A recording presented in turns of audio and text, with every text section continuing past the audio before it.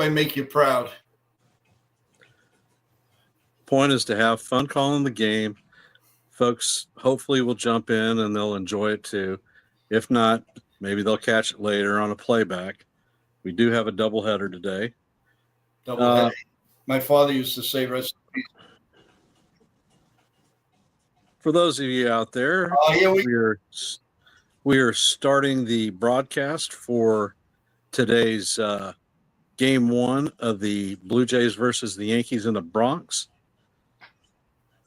And I have Joe from New York Yankee Mania co-hosting with me. We'll be alternating some inning calls, some breaking news during today's conferences. Aaron Boone announced that Devin Williams has been relieved as the closer for the New York Yankees, and Luke Dreamweaver will be stepping up to take the lead. Welcome, Joe, and thank you for coming into the stream.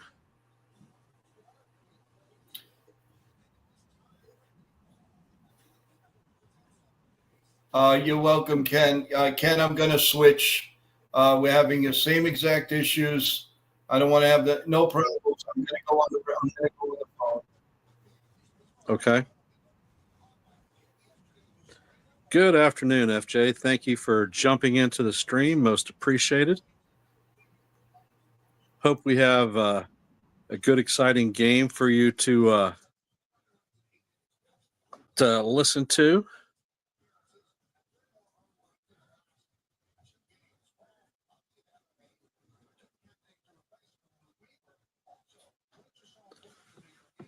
So I hope everything is going well for you on Sunday.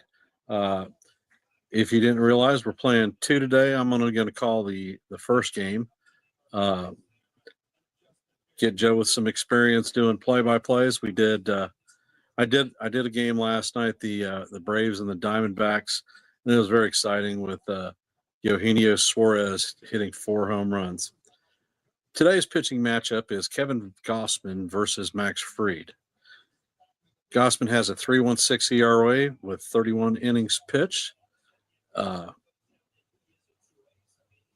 And Fried is 4-0, leading the major leagues in wins, and he has a 1.42 ERA this season. The Yankees have our ace on the mound to start the game out. We are going, since we lost game 1 of the series, we need to take 2 today to end up winning the series. After the series is over, we take off and we head to Baltimore to do a 3-game set with them in Camden Yards. I see that we have Real Bill joining us. Thank you very much. Let's see. Go Yankees. That Suarez display was awesome last night. I tell you what, it was very, very impressive, Bill. And I'm just surprised that the Diamondbacks ended up losing that. That game is another reason why I truly, truly hate the Ghost Runner rule. I see John the Beagle Dad hopping in. Thank you and welcome to the stream. All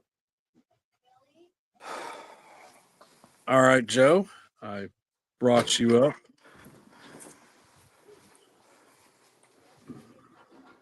Hey, guys. How's everybody doing? Can you hear me okay, Ken? Yep, hear you just fine. We have FJ, Real Bill P, and John the Beagle Dad that have chimed into the stream thus far. I can hear you. Welcome aboard, everyone. Hear you just fine. Are you having the echo effect? No. Can't do the, unfortunately, can't do the other things now, but we'll have a good stream. Yep, indeed. Did you talk about the pitching matchups? I did. Okay.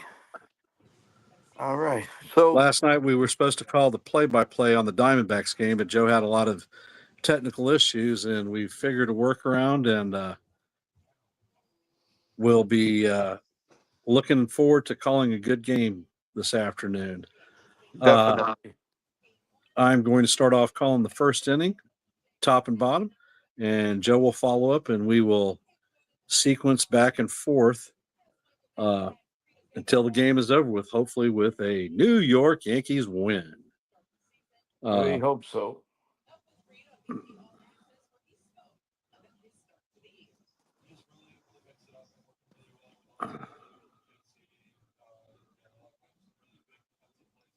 The Yankees are in pregame mode, so we've got an interview going on with Max Fried. We did a pregame on New York Yankee Mania prior to the game and talked out a lot of things. Yankees have made some adjustments to the lineup, some of which Joe is not happy about. Not Others at all. I'm not particularly fond of. However, the team is the team. And win, lose, or draw, Yankee fans for life, and we will support them until the bitter end. Hopefully, ending with a world championship this season. However, I agree. The end of the season is a long ways away. Don't kid yourself. Before you know it, 4th of July will be here, and then we're going to be seeing the trade deadline.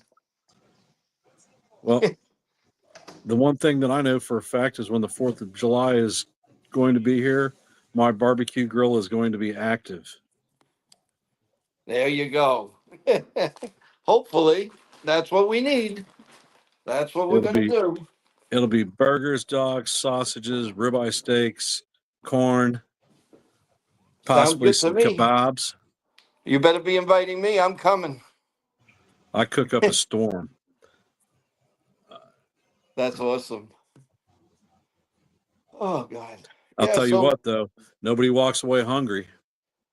oh, I'm sure. Hey, listen, you're talking to Mr. Italiano man over here. Were you kidding me? That for Thanksgiving you gotta have lasagna, you gotta have baked macaroni, the turkey, and you name it. So do I don't think I have to go any further. Nope. And Well, I see that Dev Finch has hopped onto the stream. Welcome, brother. Appreciate you. Game time hey, is Dev. about to start. We have Max Fried up on the mound throwing some warm-up pitches.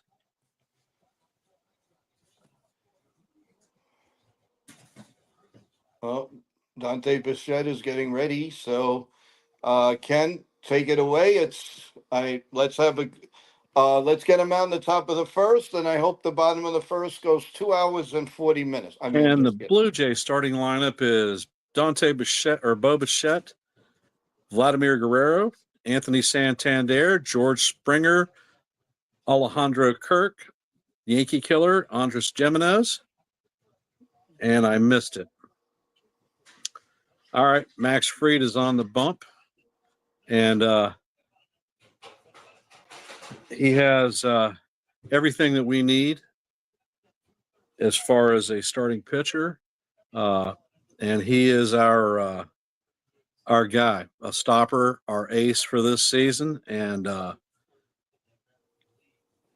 after the Cole injury, he has stepped up and done everything that we need.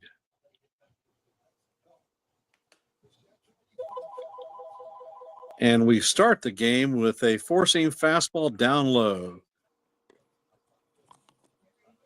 The count is 1-0. Fried sets, and he fires the second pitch, fouled off by Bichette. Another four-seam fastball cutting inside to even the count at 1-1. We are in the top of the first inning, and the first batter is up for the game for those of you jumping in on our stream. This season, Bo Bichette is hitting .292 on the season.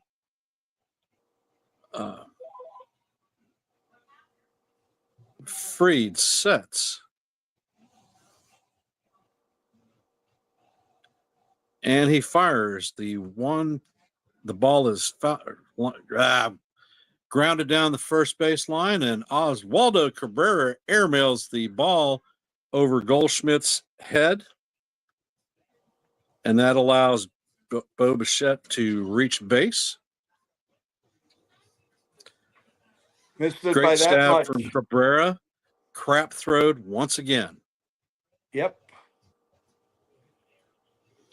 Goldie had no chance, and Bichette is going to be credited with a hit, and he gets an extra base. So now we have a runner at second with nobody out, and Vlad Guerrero Jr. coming up. Guerrero is hitting .278 on the season with 2 home runs, 11 RBIs. So that play is scored with a single and an E5, allowing the runner to go to second. Fried fires his first pitch inside for ball 1. The count is now 1-0. Guerrero is one of those players that loves to hit in Yankee Stadium.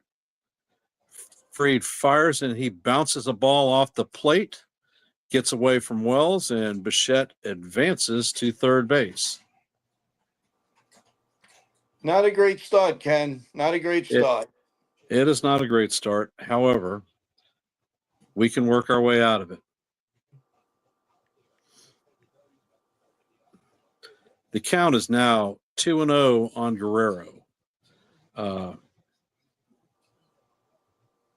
Fried sets, and he fires a sinker for call, strike 1. The count is now 2-1.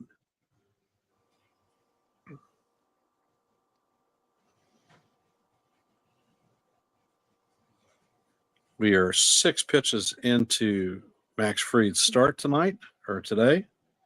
He sets and he fires a fastball that is hit to the third baseman. This time Cabrera fires it across the diamond to record Guerrero's out.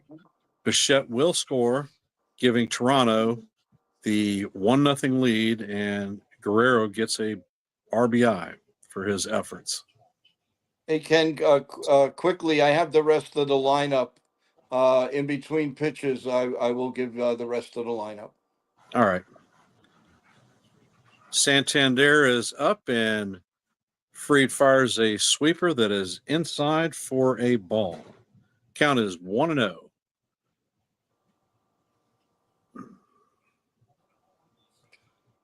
Fried sets and he fires a fastball inside for ball 2.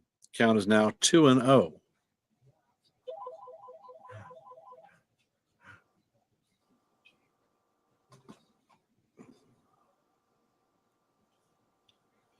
Fried sets and fires and throws another ball down low.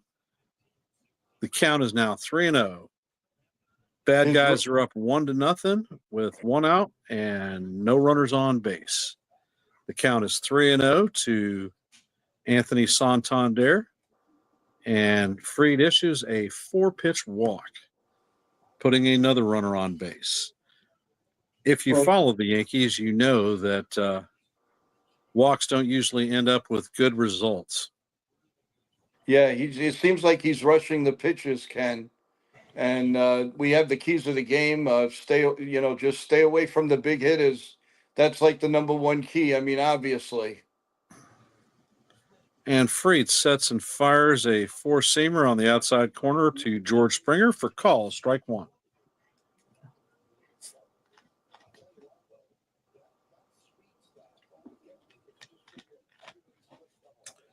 Fried sets and fires a curveball down low for ball 1 to even the count at 1-1. We are in the top of the first inning, and we have a 1-1 count to George Springer. Fried sets, and he fires a fastball in that is fouled off to bring the count to 1-2.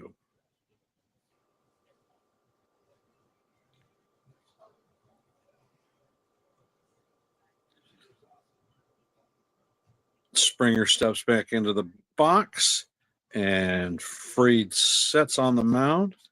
He's got the sign. He sets and he fires a curveball down in the dirt once again to even the count at 2-2. So far, Ken, it seems to me that he's very uneasy on the mound right now. He's basically trying to fish for his breaking pitch. Yeah, he's not locating well at this point. And Fried sets and he fires another curveball. This time it is popped up in short right field to our captain, Aaron Judge, and he closes the glove to secure the second out of the inning. Weather in the Bronx today is 56 degrees with a chance of rain. Winds are gusty.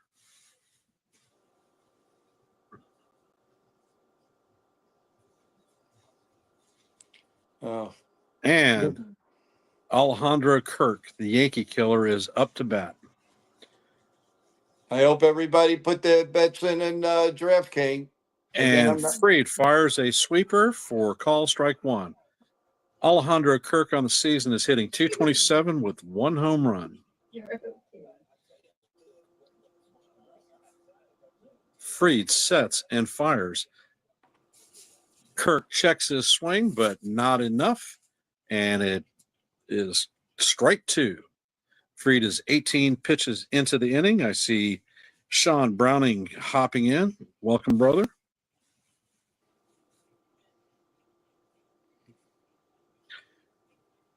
And Fried sets.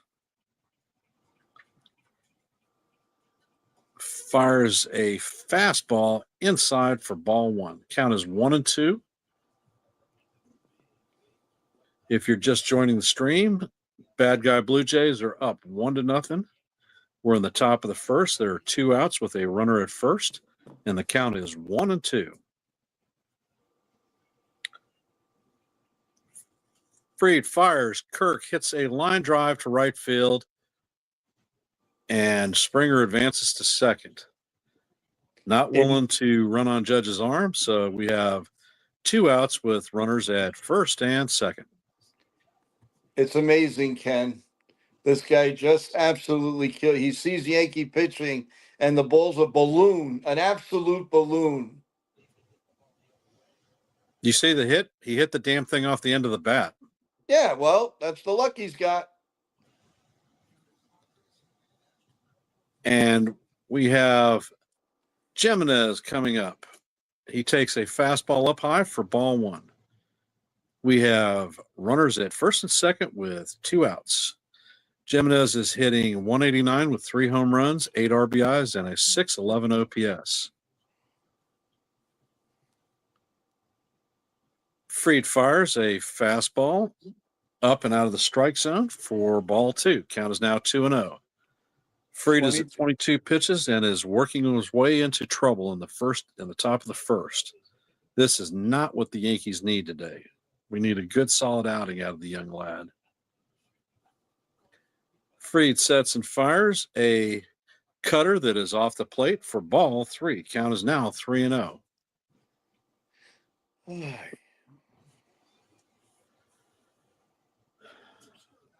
Jimenez is the 6-hole hitter. Fried sets, and he fires a four-seam fastball, only 91 miles an hour for call, strike one, outside corner. Home plate umpire could be a movie star. Yep. Count is now 3-1. Fried sets and fires another four-seamer up and out of the strike zone for ball four. Matt Blake is coming out to the mound. Clement is stepping up to the plate, and Fried is at 25 pitches in the first inning, and the Blue Jays have the bases juiced. Very bad move. He just doesn't look comfortable at all, Ken. Not at all. Something's off. He was rushing the first 8 pitches, and right now he just can't find the groove. He's searching, and if we can get out of this, if the Yankees can get out of this with one run, we consider it a very, very lucky day. And Ernie Clement, the 7-hitter, is hitting .217 on the season with no home runs, 5 RBIs, and a .528 OPS.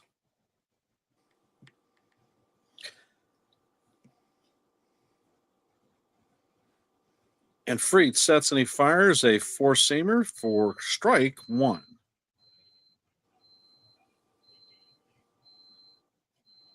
The Jays have scored 1 run and have the bases juiced. There are 2 outs, and Ernie Clement is up to bat. Fried sets and he fires a sweeper that is popped up to shallow right field. Judge is underneath. He closes the glove to record the 3rd out of the inning. Looks like Fried got out of that jam, and we're heading to the bottom of the 1st.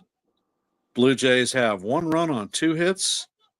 Yankees have an error. Well, we can consider ourselves lucky, Ken. Yes, sir. I mean, the way he was pitching, I didn't like it. Just his mannerisms too. Everything was off, and I hope Matt Blake, has seen it, and we'll sit down with them, and the Yankees give him a chance to breathe now and have a decent inning and not hit every pitch that's thrown up there. So like I said, very well rushed it.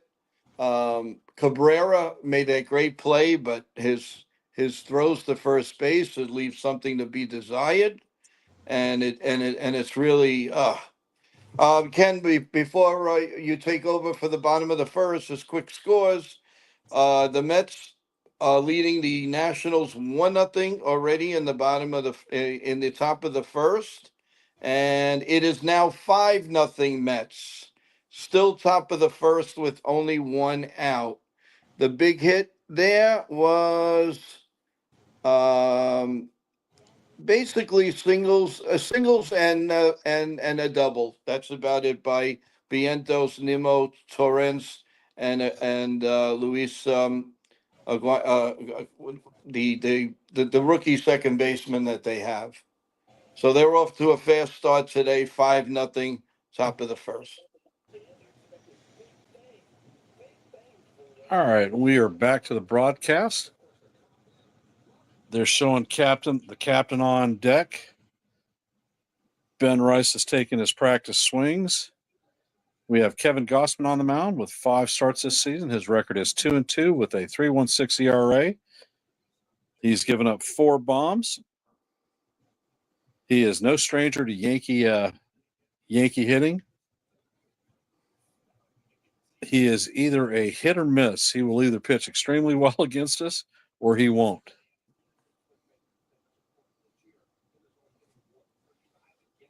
For those of you that know anything about Gossman has been in the American League East for most of his career. Spent a lot of time down there with the Baltimore Orioles, made a short West Coast run, and now he's back with the Jays. Ben Rice is leading off, and he's hitting .282 on the season.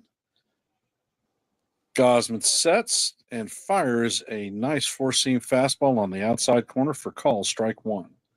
On the season, Rice is hitting .282 with 6 home runs, 11 RBIs, and a .981 OPS.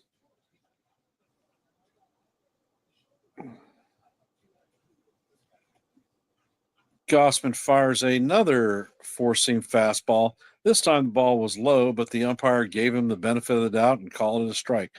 The count is now 0-2 on Ben Rice.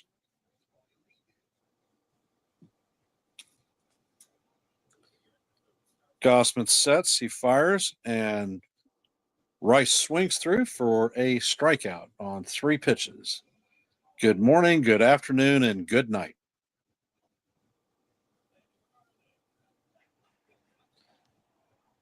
The captain is hitting .408, stepping up to the plate. He has 7 home runs on the season, should be 8, 26 RBIs, and his OPS is a .1223.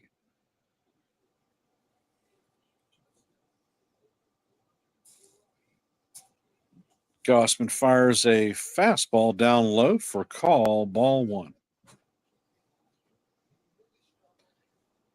Judge's career history versus Gossman is a 333 with 6 home runs. Gossman sets and he fires another four-seam fastball off the plate for ball 2. Seems like Gossman is not wanting any part of our captain today.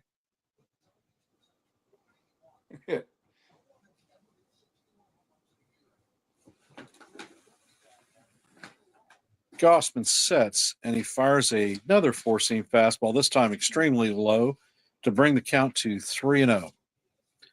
The Yankees have no runners on. We're in the bottom of the first with a 3-0 count on the captain and 1 out.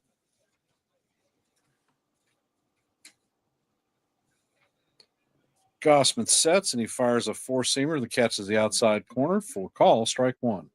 Count is now 3-1. And we have Cody Bellinger on deck.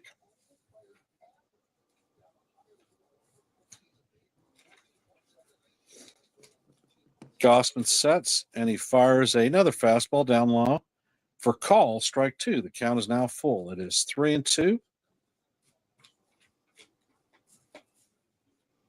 Captain is back in the box. He looks locked in. Now he calls time and steps out. Does his customary Aaron Judge pick up a rock and throw it to the side and smack his cleats.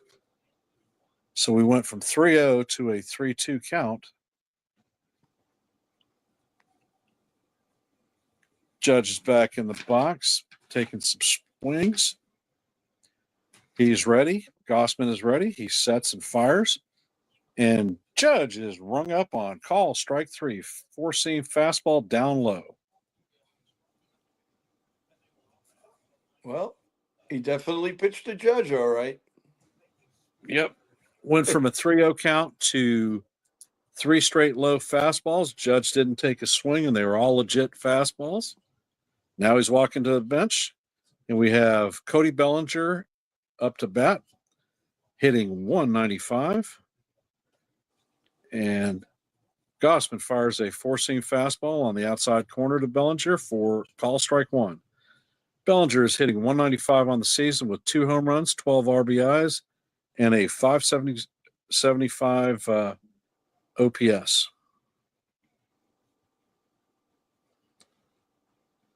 Gossman steps back on the rubber, 12 seconds left on the pitch clock. Bouncing around, he sets, fires, and Bellinger swings over the top of the pitch to bring the count to 0-2.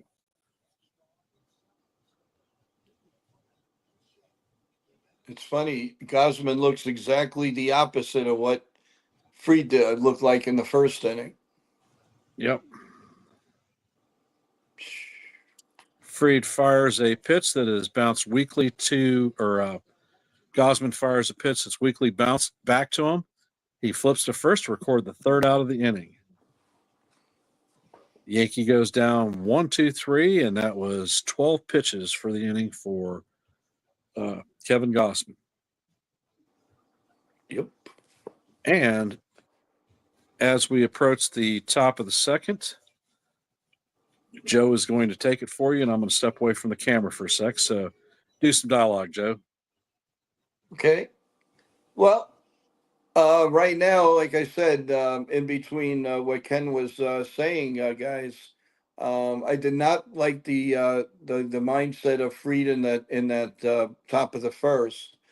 First of all, he threw too many pitches. He rushed his pitches to begin with, and really, he really needs to have a fast inning now. The Yankees have to come back and show have a game plan out there, because there's no game plan, and we really the Yankees really need some type of game plan against this guy, because I mean, we are looking at one of the best pitchers in the league, no question about that. So again, with Bellinger, they could take their chances with Aaron Judge. I'm really hoping that the guys that are batting in the 100s and the low 200s step it up today. They've got 18 innings to do it, and I really hope that they do get something accomplished. If anybody is looking into FanDuel, uh, you for a $5 bet, you can win like $32 with Jason Dominguez getting a hit. But as I told everybody, you knew that Mr. Kirk was going to get a hit right away, and he did. There's a ground ball to Max Fried, and there's one away here in the top of the second. So that's excellent. Let's get this inning over with, and we move on from here. Here's an ex-Indian coming up, Mr. Miles Straw. He used to play center field for the Indians, and he was traded off to the Blue Jays um, a little while. I guess I think it was about a month ago or so. I think he was DFL'd and DFA'd, and then he came to Toronto. Max Fried is ready, and here comes his 29th pitch. And that's a ball. Ball one. One ball and no strikes to Straw. Here in the top of the second inning on Yankee Stadium, of course, always looks beautiful when it's completely sold out. A lot of people, a lot of better weather than we had yesterday. The next pitch is low and inside. Two balls and no strikes. 30 pitches now for Max Fried. We don't want him to get out of here with less than, we want about 34 pitches. That ball is in there, stream fastball, four-seam fastball in for a strike. Two balls and one strike on Straw. So we're really, really hoping for a fast inning. Here comes the 2-1 pitch, and it's grounded behind home plate foul. So 2-2, everyone. Let's get that strikeout going. Let's go. Let's go. Let's go. Let's get it over with. The ERA leaders, Max Fried is fourth at 1.64. Hunter Brown is second at 1.16, and Tyler May is 1.14. Here comes the 2-2 pitch, and it's hit on the ground past Anthony Volpe into left field for a base hit. So it is man on first and one out. That was hit sharply. It ate him up, basically. You can't fault Volpe for that. It took a very high hop on the very, very hard infield. So, really, it hit the top of his glove. It was definitely that's a hit, no question about it. But let's get a double play now. Bo Bichette is up, another Yankee killer. And here comes the first pitch to Bo. And it is in the backstop. It's going to be a wild pitch, and now Straw is on second base. Well, this is not starting the way we want to, folks. Ken is back. Ken, you want to take over? No, this is your inning, brother. Oh, okay, all right. Um, the first inning went by so fast, I forgot that it was the full inning. Okay, so it's a 1-0 on Bo Bichette, and here comes the pitch. Swing and a miss. One ball and one strike. That's what Max Fried. Come on, come after him. You've got to come after him. He's a Yankee killer, and he usually hits the ball when it's like near his number 11. He loves those pitches right by his elbow. Here comes the pitch, foul behind home plate, and it's one ball and two strikes now. 36 pitches for Fried. I really don't want him to go past 40 this one, guys. So we need a strikeout here. Let's go. Let the fans come on. We need you guys. Let's get behind him. He's going to settle down. And here comes the 1-2 pitch to Bichette. And it's on the line to center field. And Bellinger, no, he misplays it. But Straw stays at second, so they catch a break. Oh, I thought it looked like he was going to make a great play, but he kind of was handcuffed with it. And luckily, it didn't go too far behind him. It hit the top of his glove like it did Anthony Volpe in that play with Straw. But Straw was in the middle, so he couldn't go anywhere. So luckily, he stayed at second. So there's first and second. The only problem is Guerrero Jr. is up now already. We went through the lineup, so here we go, guys. Guerrero's up first and second, and a fake towards second. No dice. A replay again. It really handcuffed a Bellinger in center field, but a good move that they got to keep Straw at second base. Let's hope that that's going to be a big help. Here comes the pitch, then it's down low. A sinker down low at 93 miles an hour. Guerrero's batting 276, 2 homers, and 12 RBIs, and his OPS is 772. He had an RBI ground out in the first inning. Here comes the 1-0 pitch from Fried. Swing and a miss. 1-1. That's what we need. That's what we're talking about. Come on, Fried. Let's get it. Let's get it in the zone. Let's get this inning over with, and let the Yankees get back on the hitting shoes. Fried looks, checks the runner at second, and here comes the 1-1 pitch. Swung on and missed. The ball in the dirt. So now we have 1 ball and 2 strikes, and it's really, really time. Now we need that strikeout or that little ground ball to Volpe, to Chaz to first base. Let's get that ground ball to shortstop. Fried is looking. He's ready. Gets the sign. Here comes the 1-2 pitch. Grounded foul behind the by the Yankee dugout. So we're again at 1-2. He fouled a good pitch actually. Normally on a pitch like that, he usually hits a ground ball to shortstop. If you watch Guerrero through the years and watching a lot of his at bats, Fried is ready. Here comes the 1-2 pitch, and there go the runners, and they got him hung up between short and third. Jazz has the ball. He gives it over to Cabrera. Cabrera now gets him, tags him out, and the runner on first goes on second. Good play, guys. Good play. You can't fool around with Max Fried. You know he's got that great spin to first or second or even third. He's awesome that way, and he's learned a lot from Andy Pettit, which is very, very big. So hopefully, it looks like the Jays are running themselves out of a potential big inning, and the Yankees have gotten some breaks here, and they have to take advantage of it, guys. All right, here we go. 1 ball, 2 strikes, 2 outs. Here comes the stretch and the pitch. Swung on and a nice high fly ball to the captain. Aaron Judge makes the catch. The inning is over. No runs, a couple of hits, and nobody, and 2 men left on. And at the end of 1.5, it's Toronto 1 and the New York Yankees nothing. Ken, I think we dodged a bullet. We did. Without a doubt. Without a Fried doubt. is very competent in holding runners, and it's not the first pickoff he's had this season. Only critique is Cabrera should have run harder at the runner coming off a second, and could have possibly tagged him and had a shot at the Double runner play. from first advancing. Yeah. Yes. Well, at least the Yankees got out of it. I mean that really is the number one thing. It's still only 1-0, and let's hope we have a much better inning now, and it's prolonged a little bit. So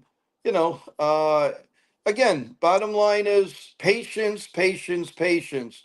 Gosman is going to throw the ball down the middle. There's no question. We just have to wait for him to make one mistake, and that one mistake was going to be put in the in right center field. I can feel it. I still feel a very, very big home run day for the Yankees, and let's hope I'm right. I was right about Kirk. I was right about a few things, and I'm telling you right now, I really believe that the Yankees are going to turn it on, and on at least in this game. So but how you feeling about it? Were you a little bit more subdued with Max Fried's pitching, Ken? He still doesn't seem like he's in the zone yet. Right. He doesn't look comfortable. I know. I His agree with you. his breaking pitches are way off. He's getting it done with the sinker and a fastball combination, and that's not a formula for success. Well, we're getting ready for the bottom of the second. Paul G's up, average 364, a home run and 9 RBIs. And the first pitch from Gosman is swung on and grounded to first. It's a long way off, but Gosman beats Paul G to the bag, 1 man out. Guerrero really surprises at first base. He's a lot better than a lot of people give him credit for, especially his size. Actually, he has lost weight, and he's more agile at first base. That'll bring up Chaz Chisholm Jr., who's batting a lofty 172 at this point. He does have some home runs, but it's not so much the home runs. They need that average to come up. They need him to be smarter at the plate. So they're just changing balls right now, baseballs. Chaz is getting ready, and we're in the bottom of the second. Toronto leads 1-0 at Yankee Stadium with a full house. And here comes the first pitch by Gosman, is right down Broadway. Strike one. Nothing in one on Chaz Chisholm. It always seems like this year that Chaz Chisholm is always behind. Nothing in one, nothing in two, nothing in two, and 1 and 2. And it's amazing. Here comes the pitch. Ground ball again to Guerrero. Flips it over to Gosman, and we have 2 outs now. Well, we're playing footsies with first base and the pitcher. So it's 2 outs now in the bottom of the second inning, and that brings up Anthony Volpe, batting 202, 4 homers, 15 RBIs. His OPS is 696. Got to get him going.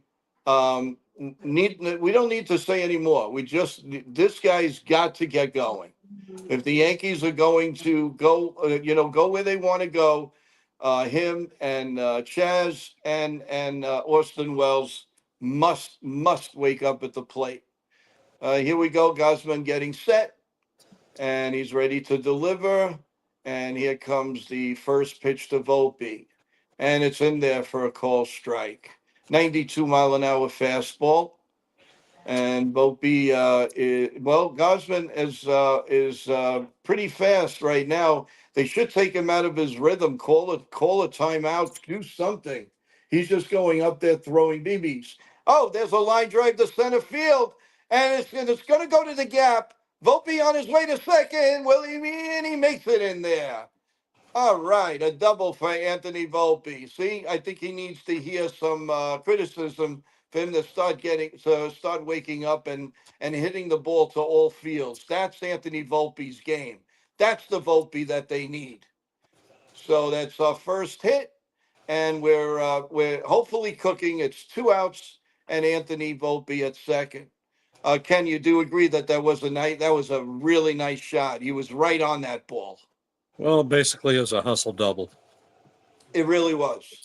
Here's Austin Wells batting an even 200. The first pitch, little ground ball at third base, shortstop, and he is out at first base. So the Yankees leave 1, get 1 hit. At the end of 2, the Toronto Blue Jays 1 and the New York Yankees nothing. Now Ken will take over for inning number 3. And I see that CT Cards has joined the stream. Thank you.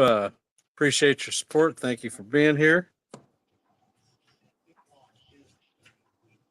I have an update on scores while we're waiting.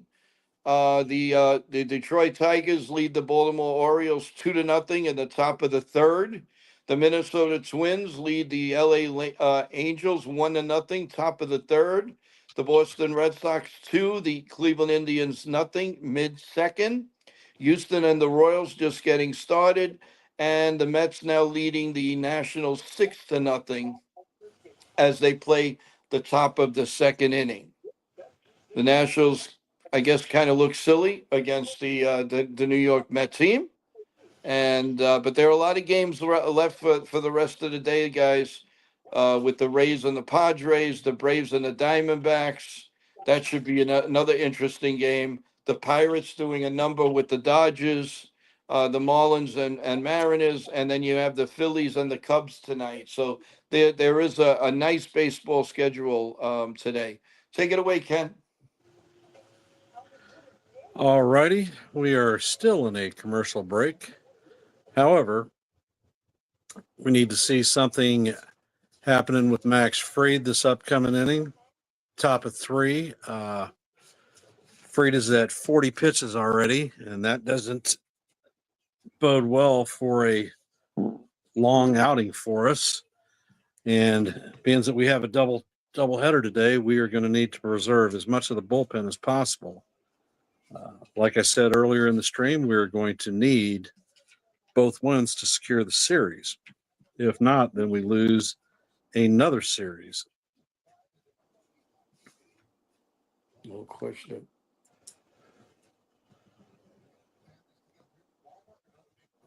We are in the top of the 3rd, and Anthony Santander is coming up to bat. He walked in the 1st inning. He is hitting below the Mendoza line, and Fried sits and fires his first pitch in, a curveball for call, strike 1. Nice speed differential between his fastball and his curveball. Curveball was at 78. His fastball is running about 94. Fried fires a changeup down low for ball 1 to even the count up at 1-1. For those of you just joining the stream, the Blue Jays are up 1-0. We're in the top of the 3rd. The count is 1-1 on Anthony Santander. Fried fires a sinker that is fouled off to bring the count to 1-2. Santander is out of the box. He's adjusting his gloves. He's back in. Fried is on the rubber. He sets and he fires a 4-seam fastball for call, strike 3. Yeah, nice. Now he's hitting the corners. I think he got a gift. I think that ball was off the plate a bit. However, we will take it. Well, in the dot in the middle of the diagram, it looked like it hit it. And Fried sets and puts his first pitch to Springer. Springer hits a shot to right field, and it bounces off the wall. Judge retrieves it, fires into second, but Springer beats the throw in for a double.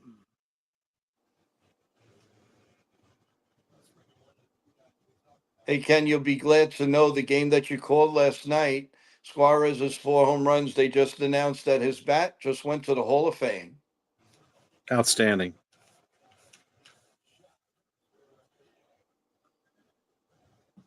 Quite an accomplishment to hit 4 home runs in a game. Yes. And Yankee killer Alejandro Kurt is up to bat. Fried sets, checks on the runner, and fires. Kurt hits a ground ball to short. Volpe takes the ball and fires across the diamond to Goldschmidt to record the second out of the inning. Springer was not able to advance. Matter of fact, looked like Springer almost got tagged by the hit. It did. He did get tagged with it. So Volpe had good position on the play, and Jimenez is up to bat. He started the game off with a walk, and he takes a sweeper for call, strike 1. Count is 0-1. The Jays have a runner at second with 2 outs. Fried fires a fastball low to Jimenez for ball 1, evening the count up at 1-1. At this point in the 3rd inning, Max Fried is at 50 pitches. Fried sets, and he fires fast or sinker on the inside corner that Jimenez swings over the top of to bring the count to 1-2. Jimenez steps out of the box and he's adjusting his gloves, doing his getting ready to face a Jedi thing. Death Star speaker sounding off at the stadium, and Fried fires another fastball inside. This time it's called ball 2. Count is now 2-2.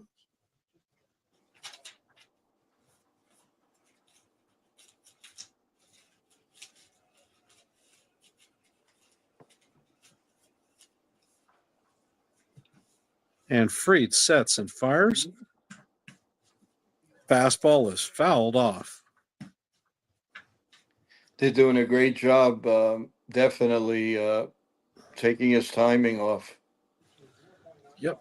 And the count is still 2-2 with runner at second and 2 outs.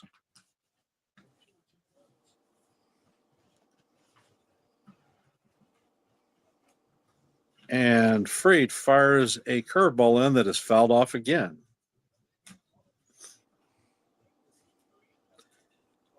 In 2 2/3 innings, the Blue Jays have 5 hits against Max Fried.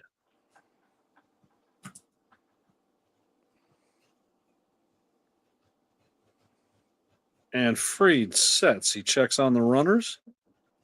And he fires another curveball. This time it's grounded weakly to Goldschmidt. He flips to Fried, is covering the bag, and records the third out of the inning. And that'll do it. And we're heading to the bottom of the third. The score still remains 1-0 Blue Jays. A little bit of pitching news while we're on the break. The Atlanta Braves reacquired pitcher Ian Anderson, who was with them, and he will meet the Atlanta Braves in Denver tomorrow. I never thought they should have gotten rid of him in the first place. You had to give him a chance. He had a couple of bad outings, and they let him go. Well, the thing that squads are finding this year is that they need all the pitching that they can get because you are not going to make it through a season with a 5-man rotation. Oh, I agree. Definitely agree on with that, and this game. I mean, we're going to the bottom of the third. It's moving right along, without even an hour. We're going through 3 innings. That's pretty decent. But we need Max Fried. The Yankees desperately needs Max Fried to go at least 3 more innings. At least he's got to go into the 6th inning. And let's see, we're going to bring up a note from Sean Browning. 19 others have had 4 home run games, starting with Gehrig in 1932.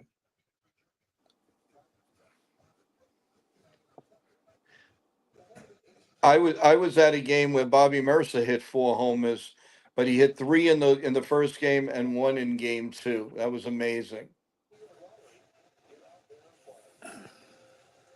Gossman has thrown 2 shutout innings against the Yankees, and 8, 9, and 1 are up. So Jason Dominguez is stepping into the box. Dominguez is hitting .234, and Dominguez skies out a weak pop fly to the left field to record a 1-pitch out. My personal pet peeve in baseball is the 1-pitch out, and our team seems to do it a lot. Gossman in the bottom of the third is at 19 pitches. Oswaldo Cabrera is stepping up to the plate. He's hitting .277 on the season.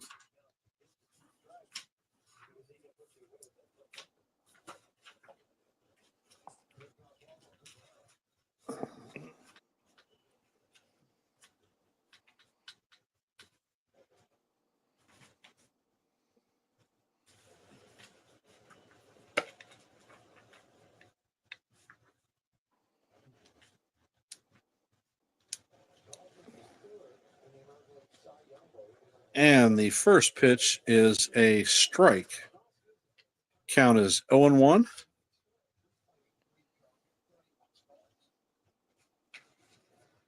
Gosman sets and he fires a fastball up high and out of the strike zone to even the count at 1-1.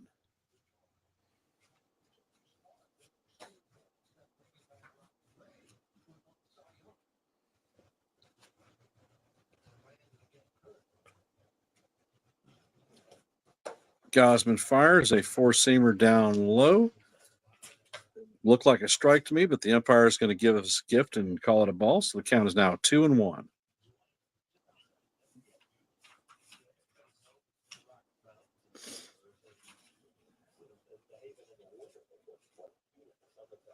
Gosman fires, and Cabrera fouls the ball off to even the count up at 2-2.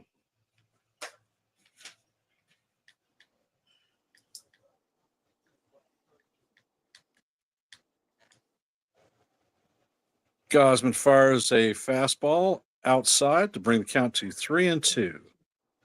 We're in the bottom of the third, and there are no runners on base.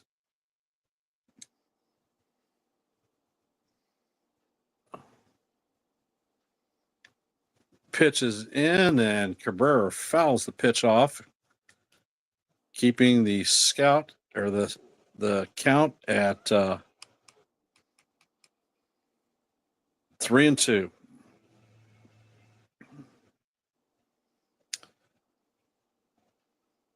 And Cabrera is in the box. Gosman takes a sign and he fires a pitch, and he walks Oswaldo Cabrera with 1 out. So another base runner for us and an opportunity to bring the count even to 1-1. Ben Rice, our leadoff hitter, is coming up to bat. Rice's first appearance was a strikeout.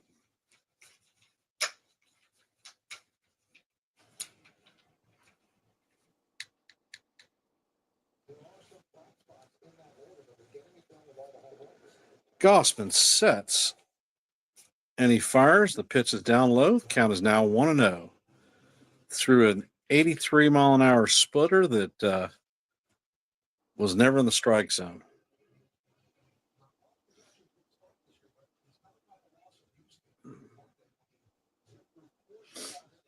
Gosman sets. He fires a splitter that Rice swings over the top to even the count at 1-1.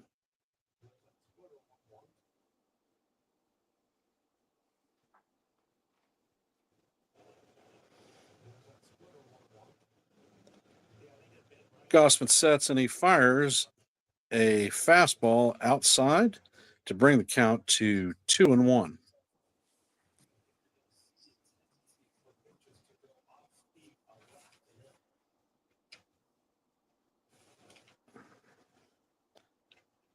And Gosman sets once again. He delivers the pitch, and it is up high and outside. Count is now 3-1, and we have the captain sitting on deck, hoping to make a big impact on this game. Gosman sets and fires, and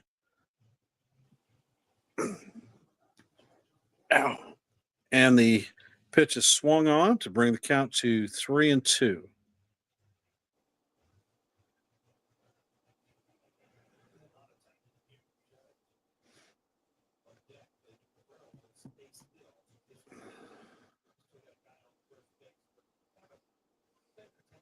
Rice takes the pitch down low to record another walk.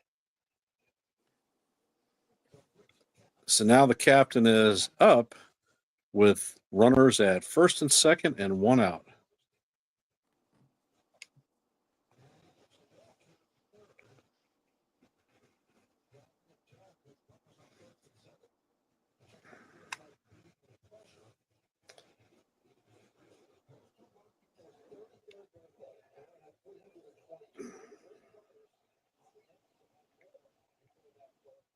Yesterday was the captain's 33rd birthday, and I think he's looking to make up for a lost day of baseball and do good things for us today, as he normally does on his birthday.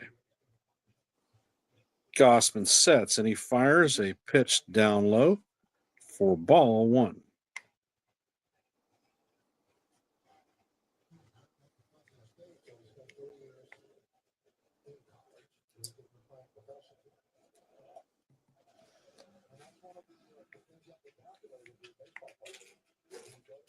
Gosman sets. He fires a fastball low, and Judge swings over the top of it to even the count at 1-1.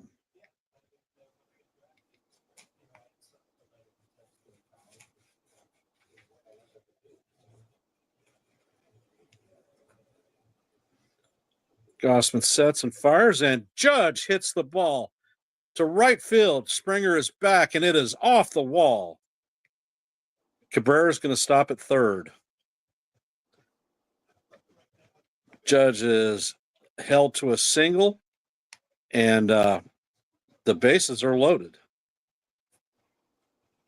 I like to see that again. Are you Man, I kidding cannot me? believe that Cabrera did not score on that hit.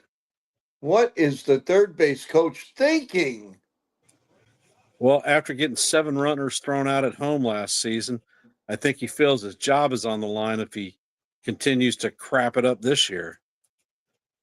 If you look at the replay, Rice is standing at second base, and Cabrera is still sitting there.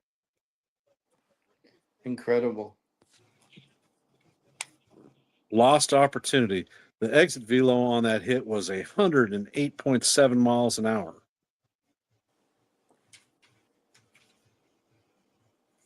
And you'd have thought the Judge at least got an RBI on that hit.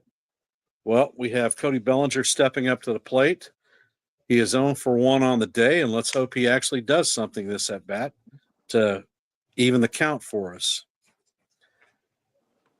Bellinger ground out in the first. Infield is back for the double play. The bases are loaded for 1 out. And the first pitch is off the plate to bring the count to 1-0. You can hear the Deo call coming from the stands. Gossman looks, and he fires, and Bellinger fouls the ball back to the screen to bring the count to 1-1. We need good situational hitting out of Cody today. If he makes an out, it has to be a productive one.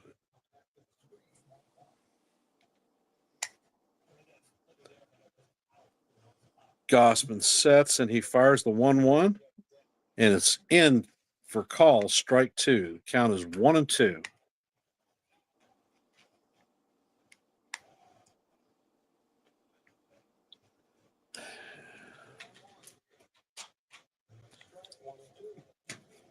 Bellinger seems to be checking Gossman seems to be checking the runners. He fires a pitch in that is fouled off by Bellinger. The count still remains 1-2.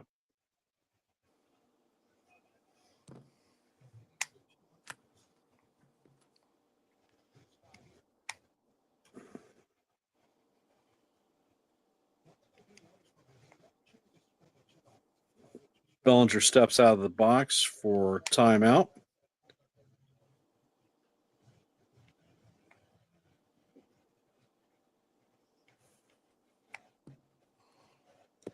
Bellinger is back in the box, and Gossman sets, still checking on the runner. And he fires. Bellinger fouls another pitch off.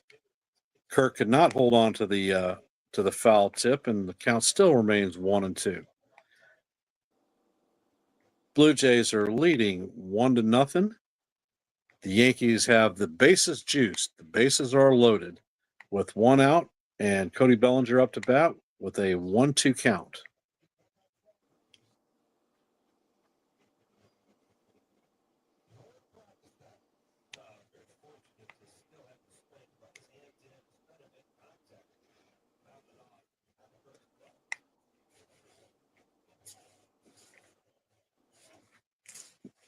Gossman fires the pitch, and it's off the plate to bring the count to 2-2.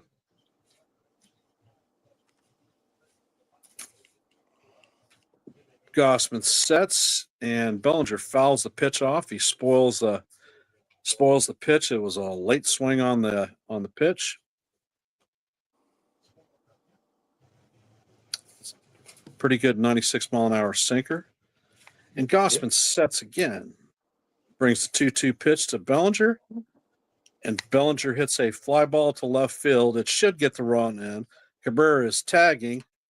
The catch is made, and Cabrera is in safe to bring the score to 1-up. So good situational hitting by Cody. At least brought us in a run. It was an emergency hack, and got the ball up in the air and does what hitters do. Yeah, that was definitely nice to see. Nice to see a little situational hitting for a change. Well, the trend that we've been doing is in that exact same situation, the batter strikes out and Yep. nobody goes anywhere. So we at least got one. Unfortunately, the runners at first and second could advance. And You we know, have he Paul almost got G up to bat. wow. And the pitch is off the plate to bring the count to 1-0.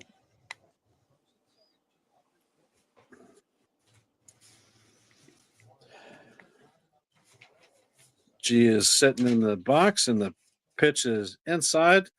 Count is now 2-0. Yankees have scored tied a run and even the score up at 1 apiece. There are runners at first and second. The count is 1-0. And Ken, I'm Paul going to G step takes away for a another minute. pitch. Pardon? Oh, okay.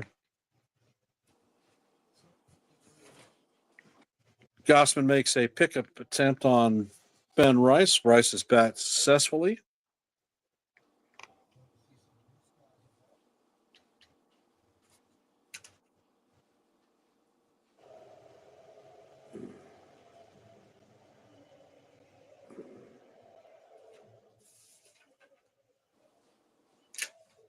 Goldie is back in the box. Gossman fires. Pitches down low, but called a strike. Count is now 2-1.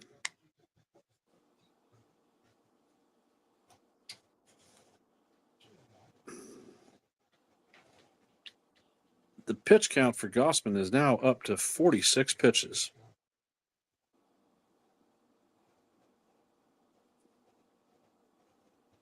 And the pitch is inside, bringing the count to 3-1.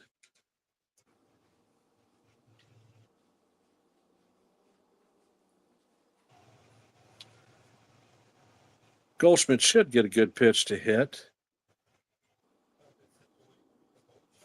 And Goldschmidt fouls off the pitch. It's now 3-2.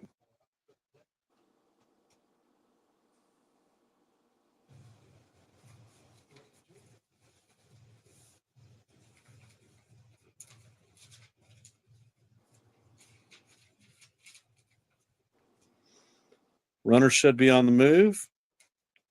And the pitch is inside. Goldschmidt works a walk, and the bases are once again juiced.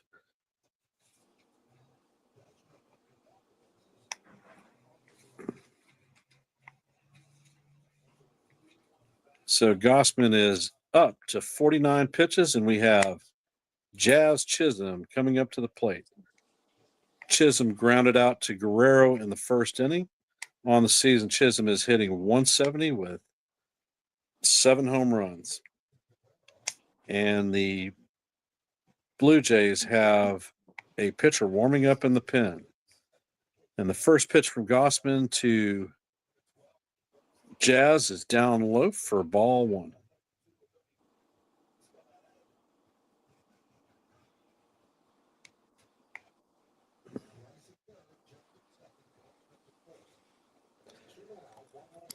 And the second pitch is down low for ball 2. The count is now 2-0.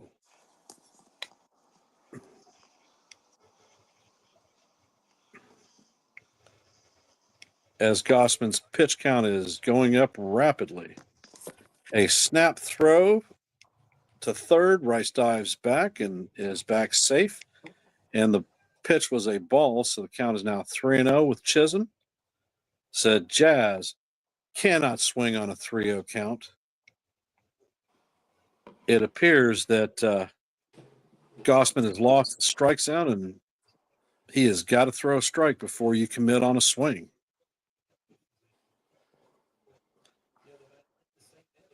And there goes ball 4. And that's going to force in a run. The Yankees now have a 2-run lead. Jazz Chisholm gets an RBI, and that's his 16th on the year. Yeah, that definitely looks good. Now here's Volpe. Let's do it, baby. Let's do it. Volpe had a double a hustle double to left center in the second inning. He's 1 for 1 on the day.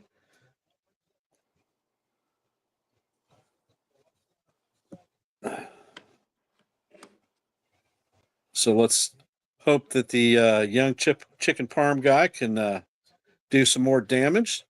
Gossman fires and Volpe fouls the pitch off. Count is 0-1.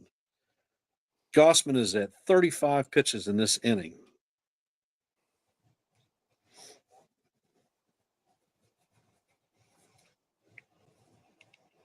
Volpe is back in the box. He's ready.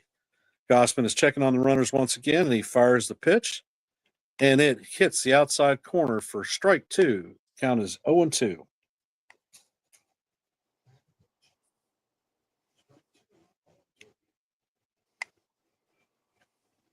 Gossman has to be on fumes. And the pitch is inside for ball 1. Count is 1-2. He's still got some juice on the pitch. He's thrown 38 pitches, but that fastball was 96 miles an hour. So he has still got a bit of giddy up. Oh, without a doubt. Next pitch is fouled off. Count is still 1-2. Volpe doesn't seem to be getting blown away by the four-seam fastball. Hopefully something good comes of it. What it would be to have a nice The grand bases slam. are loaded, and we have 2 outs. Gossman sets, and he fires, and the ball is up and in to Volpe. Count is now 2-2.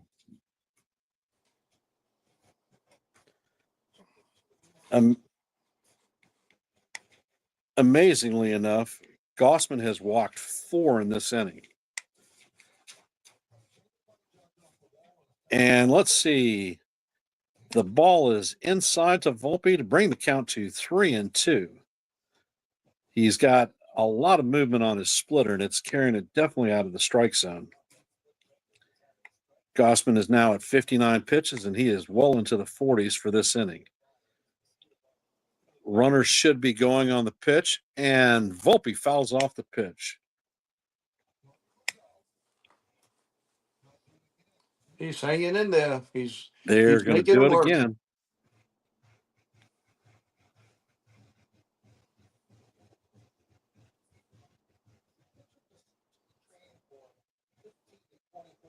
And Gossman sets, and he fires. Volpe once again fouls off another pitch. Looks like the runners are getting their track work in. Correct. And Gossman is at 43 pitches. His career high is 44 in an inning, so he will tie his career high with the next pitch. And the ball is down low. He walks Volpe to bring in another run. And that is 5 walks for Kevin Gossman on the inning. We have 1 actual hit, a ball pounded to the right field fence by the captain, and a sacrifice fly from Cody Bellinger. Oh.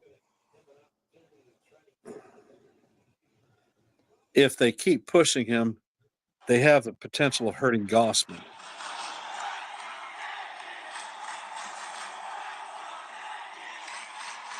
I guess Kirk is coming out to the mound to give the J bullpen arm time to warm up and possibly give Gossman a blow.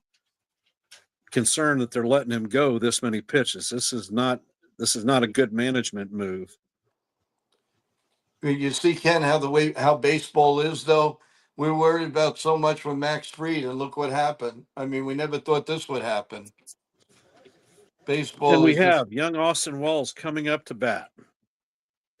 Wells is 0 for 1 on the day with a ground out.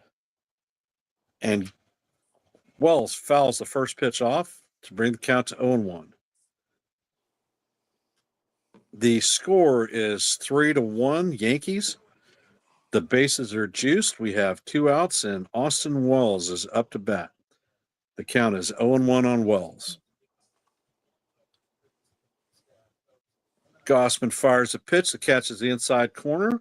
for a call, strike 2. Count is 0-2.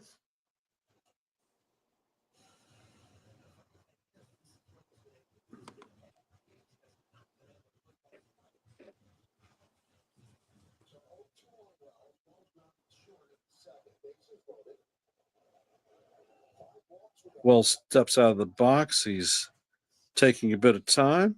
Now he's back. Gossman sets. And Wells fouls another pitch off. Count still remains at 0-2.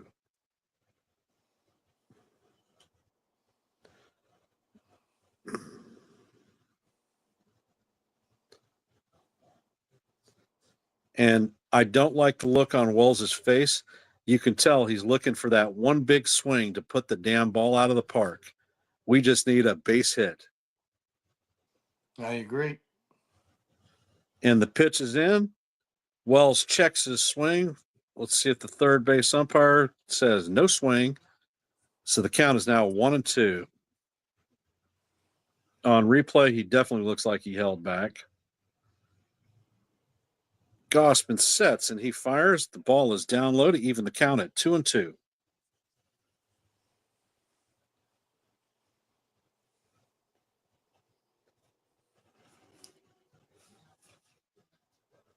I mean, I haven't heard this since back in the 80s. Gossman is at 50 pitches for the freaking inning. And the pitch is off the plate for ball 3. The count is now 3-2. They are not swinging at any of his sinkers. Well, that's a good game plan. And let's see. The pitch is in and Wells fouls it off.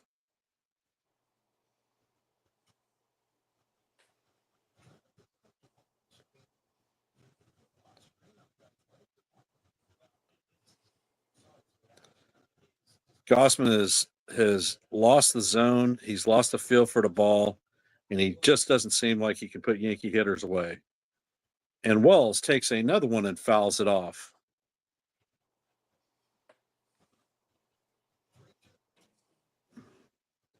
And Kirk cannot hold on to that foul tip.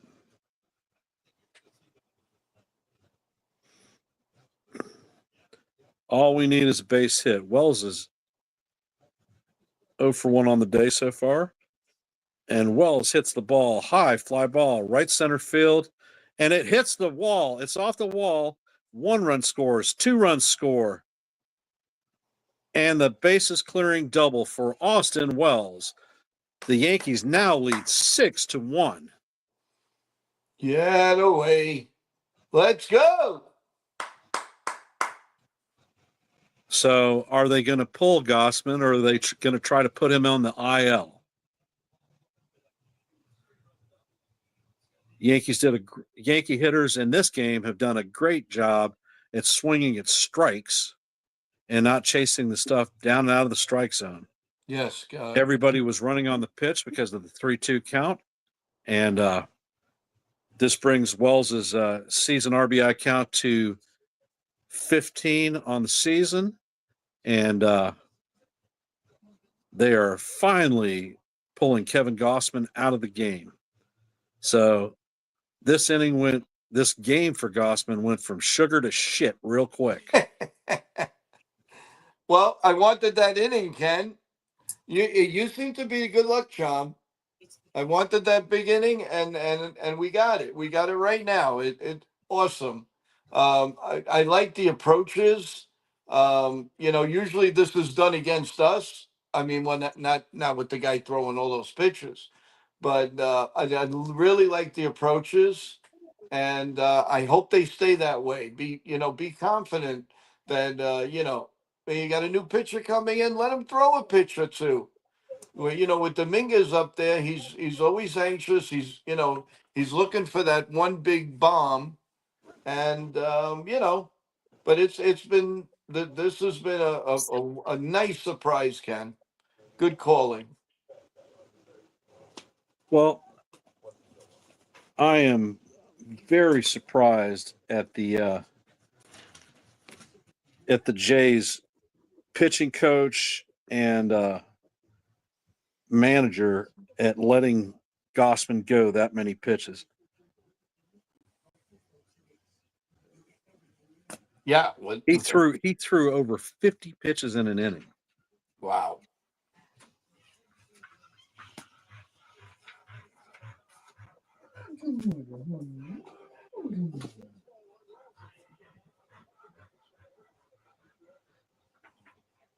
Five walks. Wow. And we have Jason Dominguez coming up to the plate.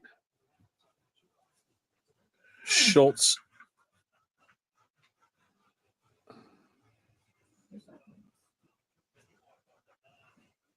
You got Snyder out talking with Conroy, and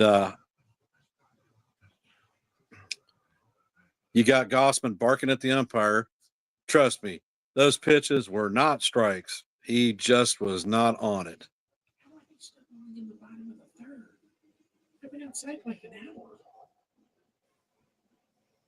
And Dominguez takes the first ball inside for a 1-0 count. Actually,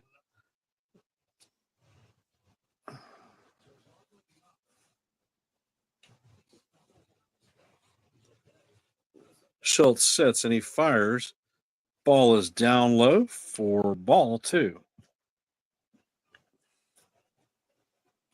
Well, I told you, Ken, and there was going to be an inning. It was going to be an hour.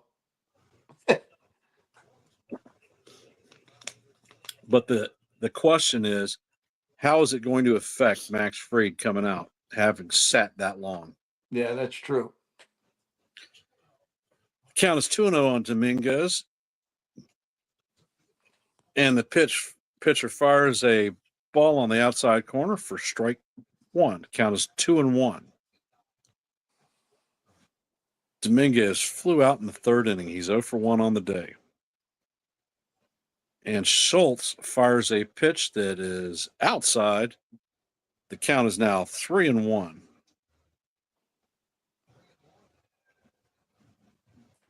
Doesn't seem like Schultz can find the strike zone either. And we have Oswaldo Cabrera on deck. And there you go for ball 4, the 6th walk by Toronto pitching in the third inning. Yankees have plated 6 runs this inning and are in the lead 6-1. We're in the bottom of the third. There are 2 outs, and runners are at first and second. Cabrera on today is 0-0 with a walk in the third, and the pitch is outside to bring the count to 1-0.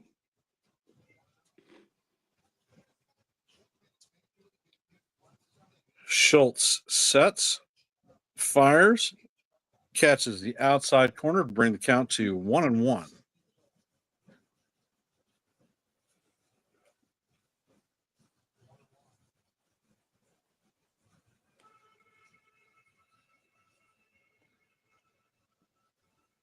Schultz fires a pitch down low to bring the count to 2-1. Yankees are being very patient today.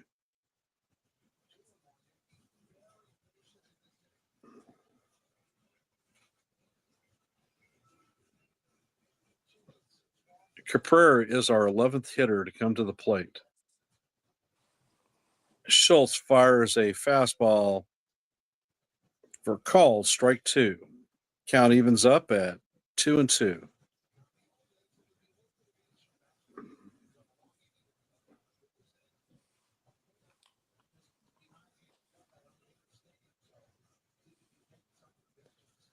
And Schultz sets, fires the 2-2, and it is off the plate. And that is ball 3. The count is now loaded once again. Schultz seems to be missing with this cutter, running off the plate. The runners are going to go with 3-2 and 2 outs. Schultz sets and fires, and Cabrera grounds the ball to first base. And Guerrero takes it himself to finally end the inning. the Yankees score 6 in the bottom of the third. We have 6 runs on 3 hits, 1 error. The Jays have 1 run on 5 hits and no errors. Wow. The game is about an hour and 20 minutes long. And we're just at the end of the bottom of the third. And we are roughly about 35 minutes since Max Fried threw his last pitch. Yes. That was kind of a crazy inning. Let's hope Fried gets some 1, 2, 3. While we're in commercial break, let's give an update on the scores. The Mets 6, the Nationals 1, top of the 5th. Detroit 2, the Orioles nothing, bottom of the 5th. The Twins 1-0, end of 5. The Red Sox now lead the Indians 4-0 in the top of the 5th, and still have a big threat going. The Astros and the Royals 0-0, top third. The Brewers 3, the Cardinals nothing, top third. And the later games, Cincinnati and the Rockies, the White Sox, the A's, the Rangers, Giants, Tampa, Padres, Atlanta, Diamondbacks, Pirates, Dodgers, Miami and the Marlins, and I believe the ESPN game, the Phillies and the Cubs tonight on ESPN. I'm pretty sure this doubleheader is still going to be going at this rate. No question about it.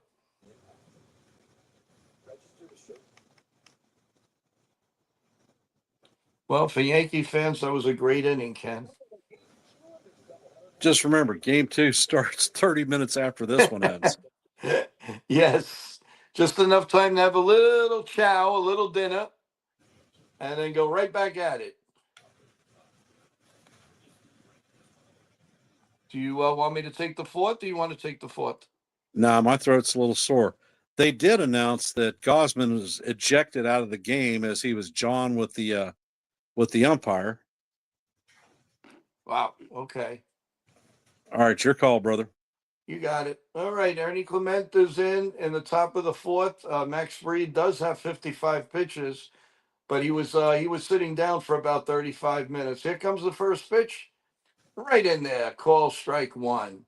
He must have been throwing pitches underneath with that incredible Yankee batting cage and pitching segment they have underneath there at Yankee Stadium. So he's at 56 pitches. Clement is 0 for 1. And Fried is getting ready to sit. And the pitch up high. 1 ball and 1 strike, 4-seam fastball at 94 miles an hour. So we're again, everyone. In case you're right, we are in the only in the top of the 4th. It is Yankees 6 and the Blue Jays 1. The next pitch is in there for a strike. 1 ball, 2 strikes to Clement, who's usually a Yankee killer. But there's a few of them on this team, as we all know.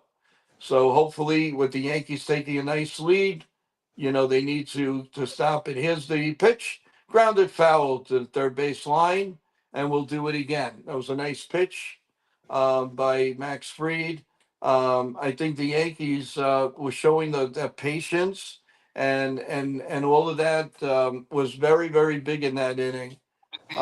Here comes the 1-2 pitch. Swung on it deep to left field, and it looks like it's a foul ball, just barely. And Dominguez thrown it to a fan, and the little one with a glove dropped it and fall back to the crowd, and he gave it right back to the kid who's wearing a Judge jersey. Oh man, can you imagine how that kid feels right now getting a ball from Dominguez? But if he would have gotten it from Aaron Judge, oh my God. But it was very, very close. It could have went out of the park, or at least the ground rule double. All right, Fried sets. Here comes the pitch down low. 2 balls and 2 strikes. It was a changeup at 84 miles an hour. Again, if you're just joining, everyone, the Yankees had a very, very big bottom of the third inning and scored 6 runs. And here comes the pitch again. Hit to left field, and Dominguez lets it hop on in front of him for a base hit. As I said, Clement is nothing but a pain, and you know what? He always hits the Yankees, always. And that was another breaking pitch. He was right on it, and he smacked it to left field. Dominguez played it safe. So there's a man on first and nobody out here in the top of the fourth, and that brings up the Class A is in there batting up. He's 0 for 1. Jonathan Class A. Am I saying that right, Ken? Yes, sir. Okay. Ground out in the second, so he's 0 for 1. And Max is ready. Here comes the 0-1 pitch, way up high, 1-1. And Max Fried, let's hope he wasn't. I think the Yankees are probably going to start warming somebody up. They're not going to take any chances. Again, you don't want Max Fried to throw 90 pitches, 100 pitches by the fourth and the fifth inning. Here comes the 1-1 pitch. Swung on and missed. 1 ball and 2 strikes on a four-seam fastball. So Fried has him right where he wants him. Let's see what is in his bag of tricks, what he wants to throw here. The set and the pitch. Swung on, grounded at third. Cabrera has 1 play, throws it over to Paul G. 1 out, and the runner goes to second base. So we have 1 out and 1 man on second base here in the top of the fourth, with the Yankees leading 6-1. Joe, did you see that? Yeah, the bat almost. The bat head goes further than the ball did. Yes. And but the difference is last Sunday, Chas Chisholm was scared out of his mind, and he moved out. He moved out of the way, but nothing bothered Cabrera. Cabrera was just looking at the ball, so that was good. At least they got the out. Straw is up. He's 1 for 1, and he takes ball 1, a sinker at 93 miles an hour. And that is pitch number 67 for Max Fried here in the top of the fourth. It's gonna, let's hope he gets out of this under 74 pitches. Here comes the pitch, right in there for a strike, 1-1, and broke the bat in the last at bat. He broke the bat, and Max Fried is known for that, especially when he throws that cutter. Here comes the pitch, a little ground ball at third base. Cabrera picks, scoops, throws him out at first base. 2 outs. Great play by Cabrera. That's one thing you can't say. You can't knock Cabrera on getting to the ball. It's his accuracy to throw the ball to first base.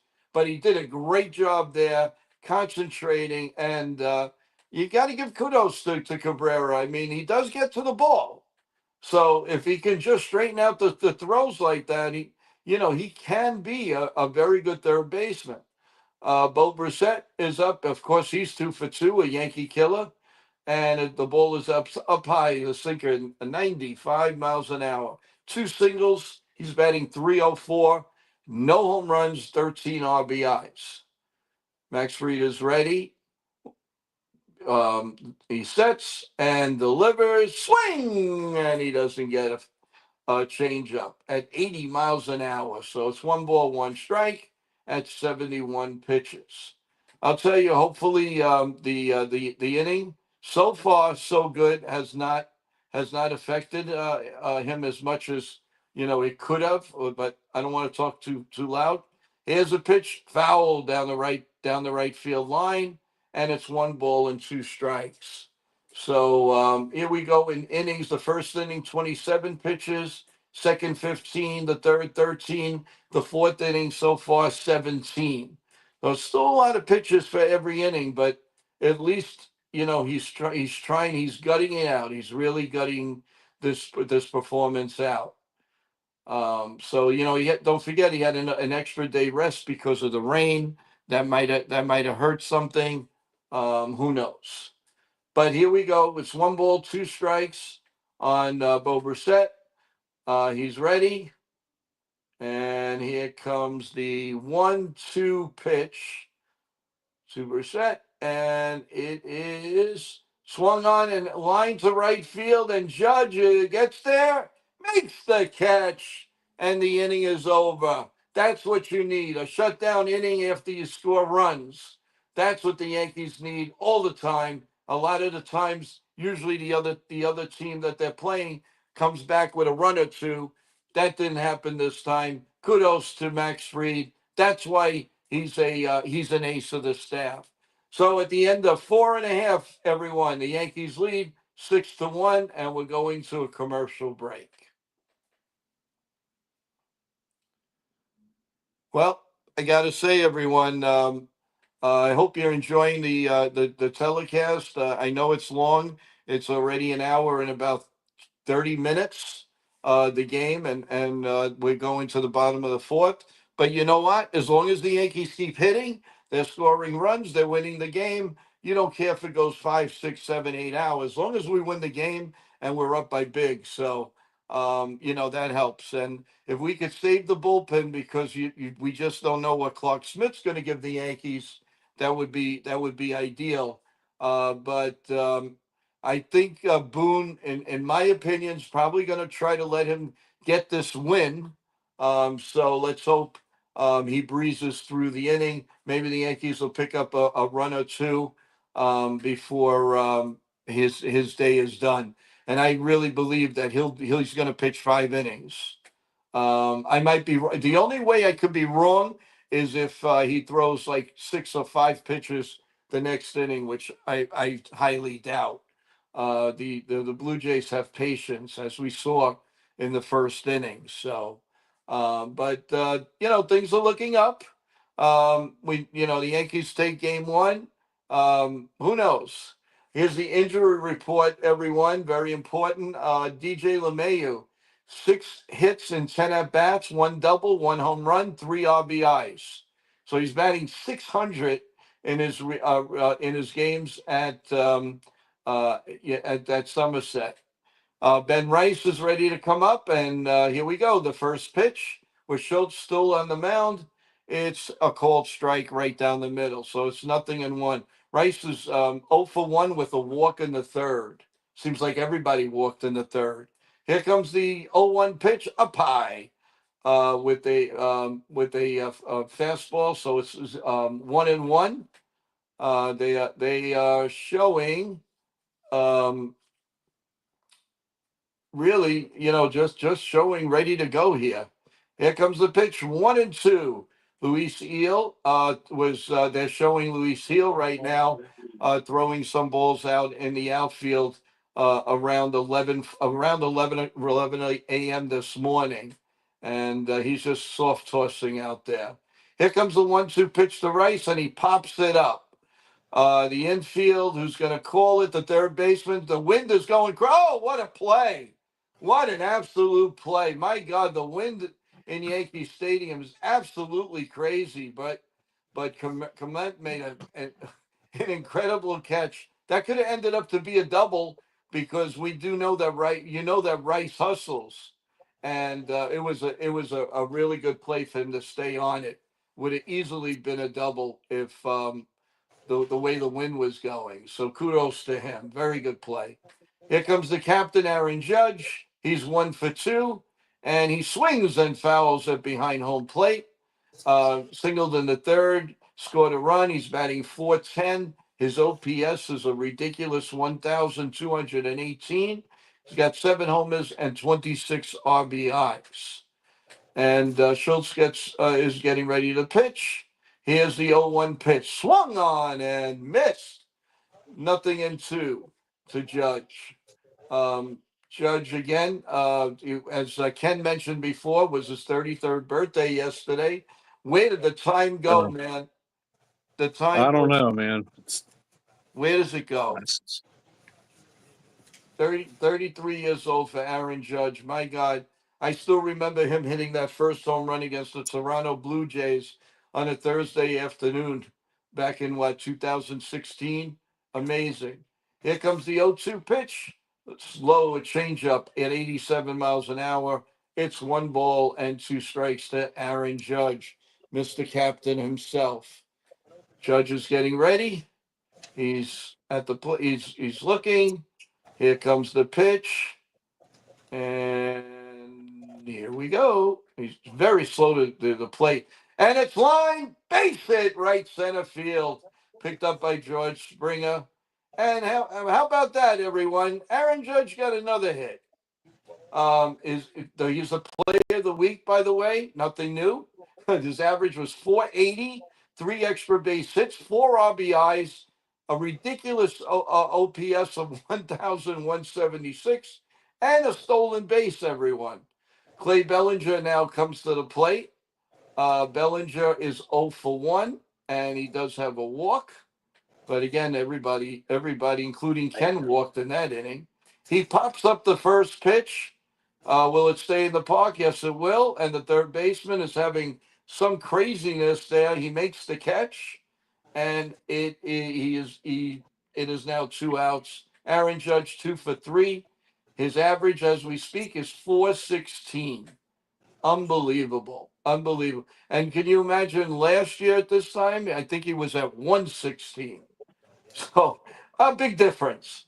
Paul G up with 2 outs and a runner on first. And here comes the first pitch in there for a call strike. 0-1. Paul is 0 for 1. He does have a walk in the game. Again, everything happened in that third inning. Basically, the Yankees scored all of the 6 runs to this point in the third inning. And here comes the 0-1 pitch. Here we go. And it's right down Broadway. It's 0-2 to Paul. Paul is very effective here at Yankee Stadium. He hits the ball to right center field. He's a perfect Yankee Stadium hitter. You would never, it doesn't matter that he's a right-handed hitter because he sprays the ball all over the place. You could tell by his average. And the 0-2 pitch, swung on and missed. Strike 3. So we played 4 innings, everyone. The Yankees lead 6-1. Ken is going to take over for the top of the 5th. We're in a commercial break. Take it away, Ken. All righty, and bringing up a comment from CT Cards. Ken, what do you think they have Max's pitch count maxed at tonight? I think that he'll throw 90-plus pitches today. Yep. I agree. Hopefully the long break in the bottom of the third doesn't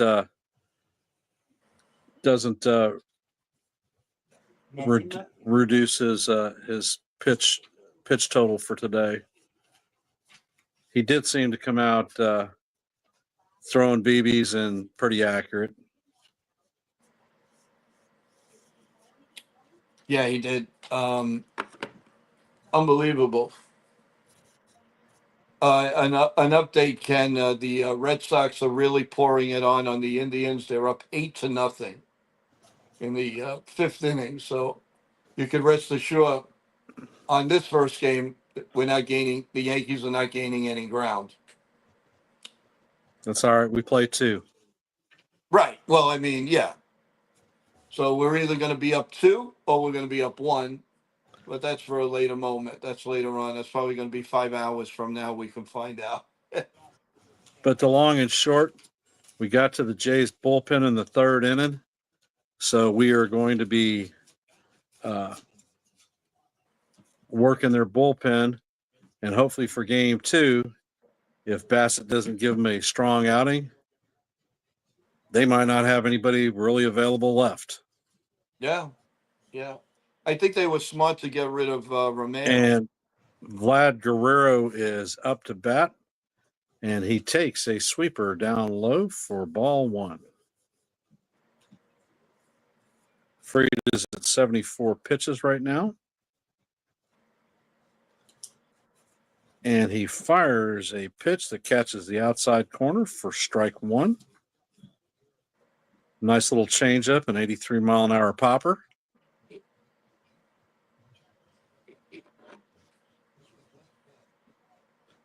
Now you have Schnitker out here arguing with the umpire, and I suspect that he's going to get pumped.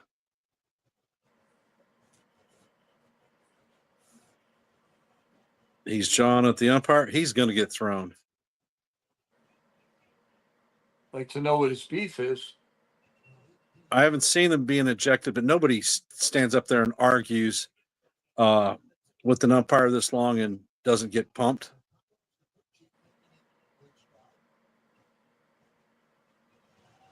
Well, the umpire is letting him have his say, that's for sure. Well, he's getting his money's worth. He's got to have gotten tough.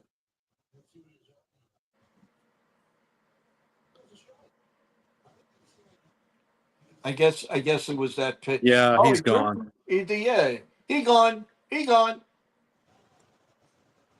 So let's see. Fried fires another pitch. Call strike two. Count is now 1-2.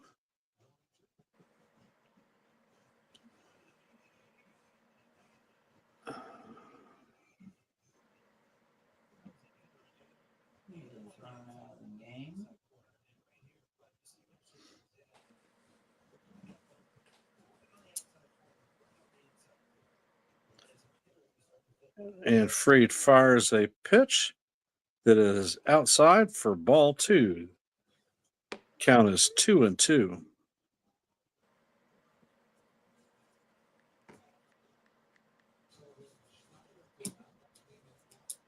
And Fried fires a fastball outside corner for call, strike three. Guerrero is not pleased with it. He's doing his showboat bullshit. Thank God he's in Toronto and will not be a Yankee.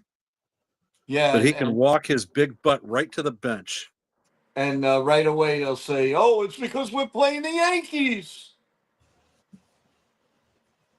That's the new logo now. I mean, and they're complaining about the pitches, but they were in there. Those were, yes. Fried fires a pitch to Santander off the plate for ball one.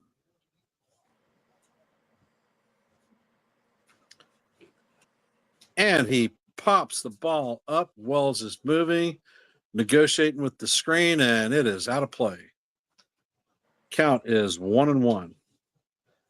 With Snitker being kicked out of the game, former Yankee great Don Mattingly is now running the Blue Jays. Donnie Baseball.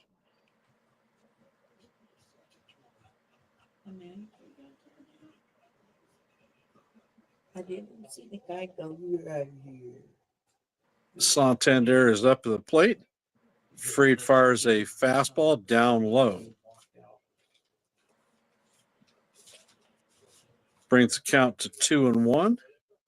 And Fried's pitch count is at 81 pitches. Yeah. Fried sets and he fires. Ball is off the plate, bringing the count to 3-1.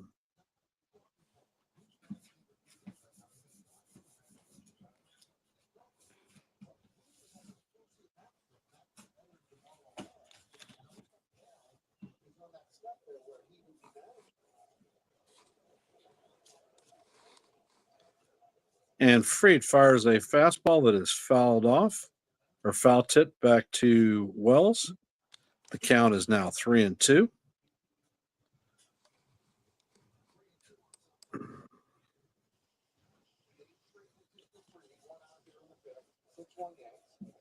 And he fires a pitch that is swung on and missed by Santander to record another strikeout. That is the third strikeout for Fried on the day. I don't know about you, Ken, but I think he's getting stronger. I'll tell you what, he is hitting the corners like a freaking champ. Yep. And George Springer comes in. The first pitch is in there for a strike. He is painting the edges and hitting the corners. Fried sets and he fires. Springer fouls the ball off down the third base line. The count is 0-2.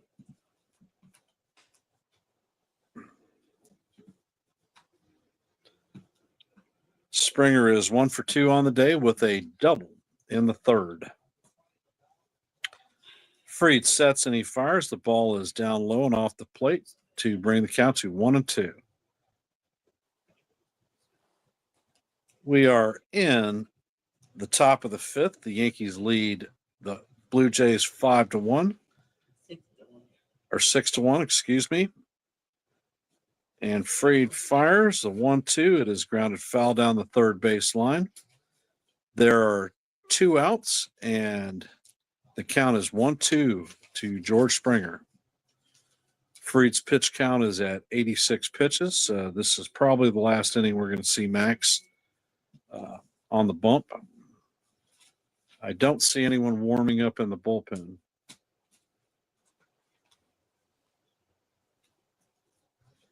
Fried sets and he fires.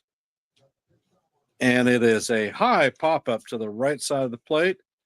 And Judge calls Chisholm off to record the 3rd out of the inning.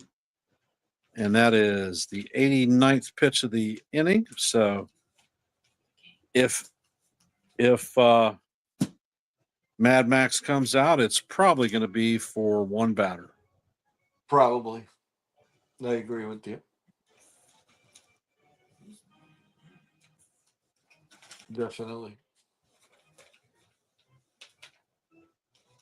So we are in a commercial break, and Number 1.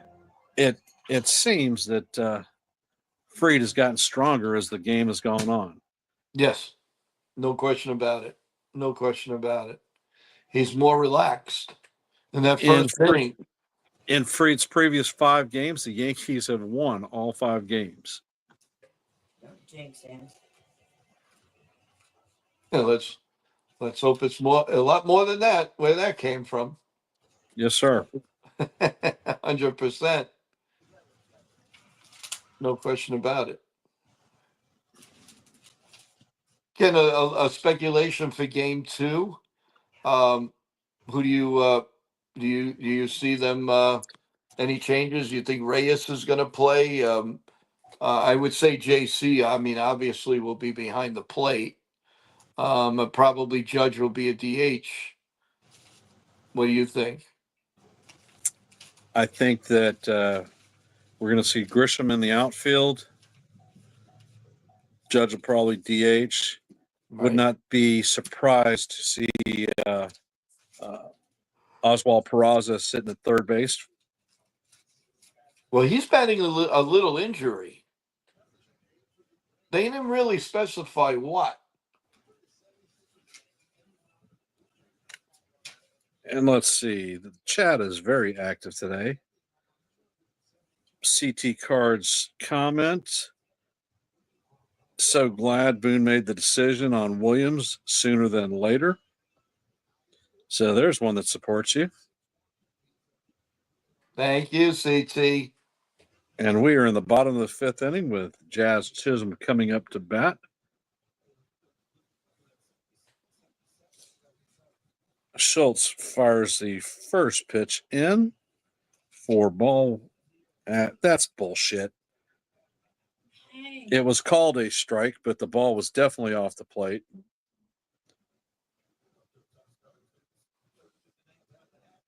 And the second pitch is off the plate, damn near the same spot, called a ball. The count is now evened at 1-1.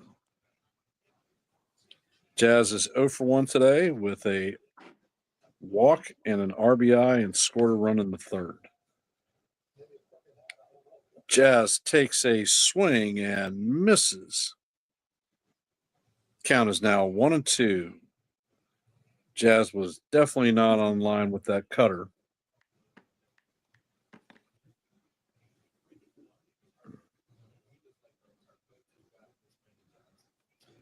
Schultz fires and catches the outside corner to ring Jazz Chisholm up. Strike 3.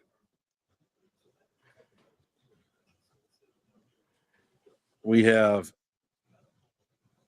young Mr. Volpe coming up. Volpe has reached multiple times bases multiple times in the last 4 out of 6 games. And the first pitch in is for a call, strike 1.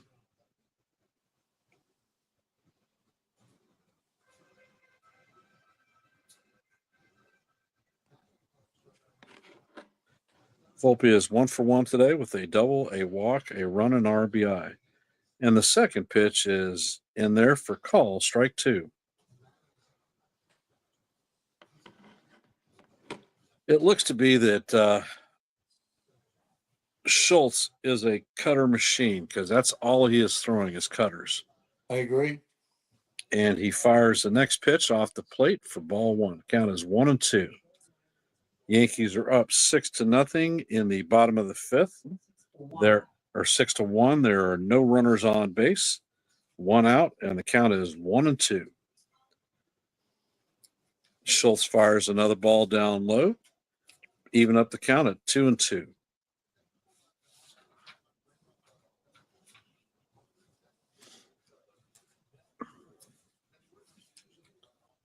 Volpe takes a moment. He's back in the box. Schultz sets. And Volpe hits a drive, a high right drive to right field.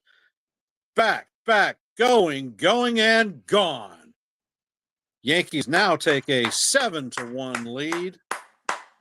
And Anthony Torpedo Bat Volpe hits his 7th home run out of the stadium.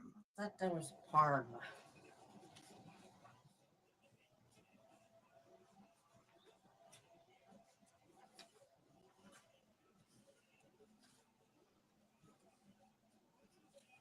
Solid swing on that pitch. Solid swing.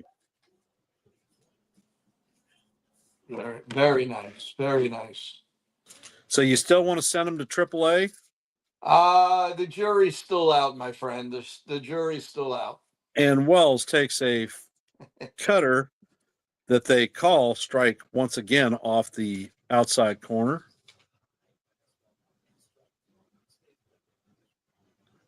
Oh, you got it in the meat of the bat. Schultz fires a pitch up and inside for ball 1 to even the count up, and I think that was actually a strike. He argued on throwing him out. Schultz fires a pitch, and Wells hits the ball deep center wall, and it's off the wall. Wells rounds second, but he holds up. So that is a double for Austin Wells. Attaboy. The Parmesans are doing okay. Yep.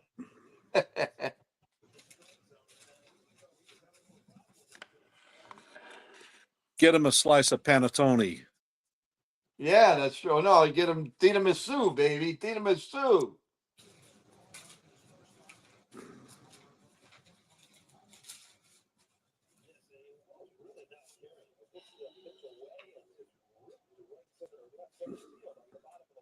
And we have Jason Dominguez stepping up to the plate. Schultz sets and he fires. Dominguez fouls the ball back to the backstop. The count is 0-1.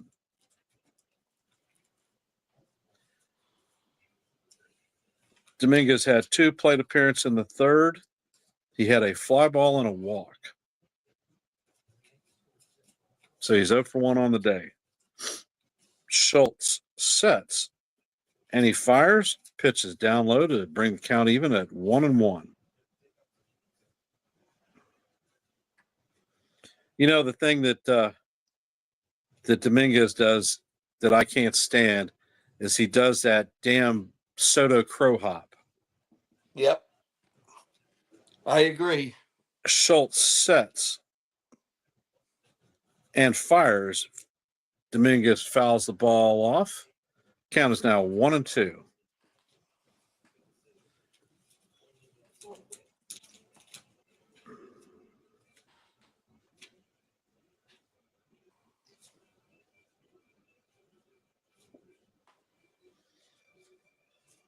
Schultz sets, checks on the runner, fires, and the pitch is down low to bring the count back to even, 2-2. And they are once again playing that Deo song at the stadium.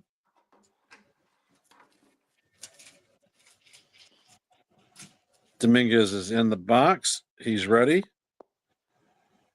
Schultz is up. And the pitch is off the plate to bring the count to 3-2. The count is full.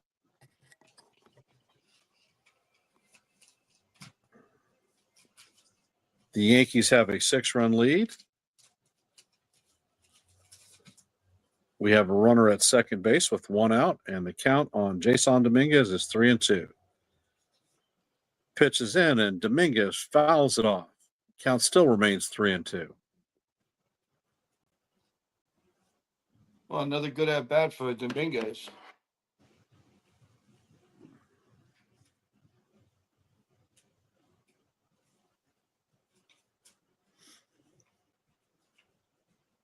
Schultz once again looks at the runners.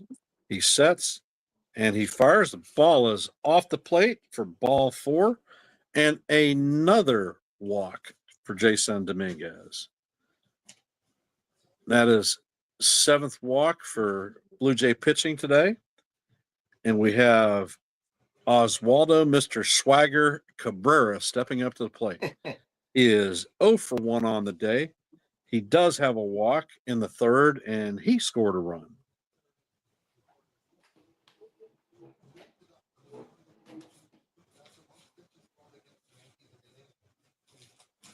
Schultz sets, and he fires, and Cabrera fouls it off into the stands. Count is 0-1. We're in the bottom of the 5th, and the Yankees have runners at first and second with 1 out. So let's see if we can bring that situational hitting count up and either at least have a productive out and advance a run or advance the runners, or actually score some runs. And the ball is down low to even the count up at 1-1. Oswaldo takes a step out of the batter's box, checking down the third base coach, doing a little bit of swinging. Now he's back. Schultz this time is checking the runner at second. And Cabrera hits a ball sharply down the right field line. It comes off the sidewall, and both runners are going to score. So that is going to be a 2-run double for Oswaldo Cabrera. And the Yankees now lead the Toronto Blue Jays by a score of 9-1. Let's go, Yankees. You got that right. 100%. But what did we talk about? We talked about situational hitting, and it's something that the Yankees have not been doing as of late in these losses that we're taking, but we are tearing them up today. Well, the Yankees haven't been doing that for the past 10 years, if you really think about it. And we have the top of the order coming up with young Ben Rice stepping into the plate. And Rice takes the first pitch down low for call, strike 1.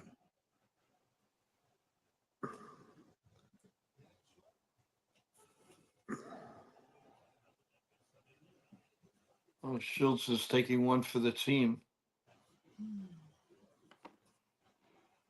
Schultz sets and fires, and Rice fouls that off, bringing the count to 0-2. We have a runner at second with 1 out.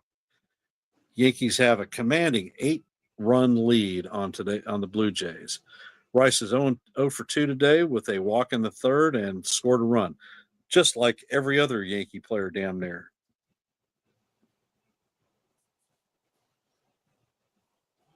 Schultz sets and fires, and Rice fouls this one off. The count remains 0-2.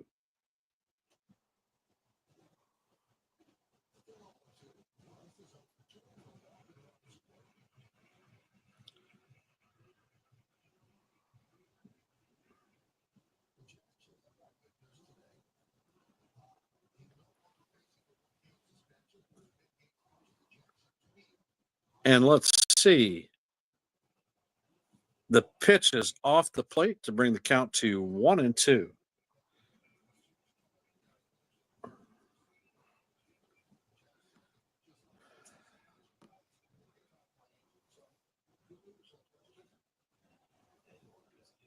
And Schultz fires the pitch down low. So the count evens up at 2-2. The announcers from the broadcast are talking that there is no longer a pending suspension for Jazz and his ejection/happy tweet from the dugout during the game. So that's good to hear. Yep.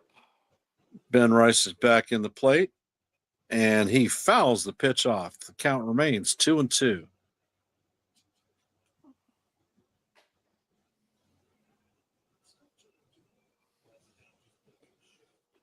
Schultz has come in and thrown 51 pitches. So I think that we're going to see him out of this game before the next inning. Rice is back in at the plate.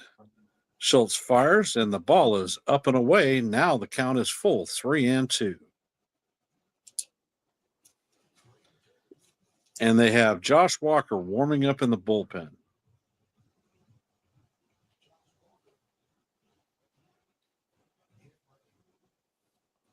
Schultz sets, and he fires and rings up Ben Rice looking.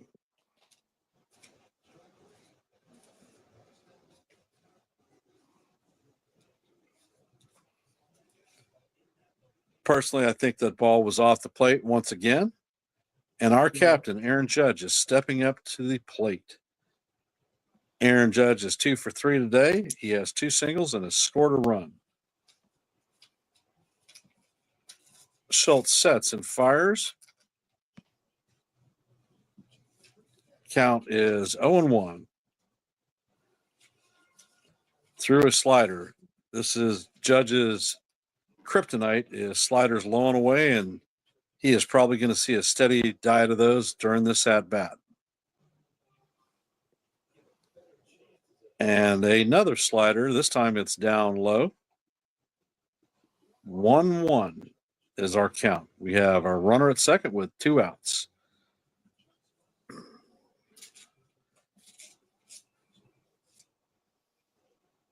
Judge takes the pitch and fouls it off. The count is now 1-2.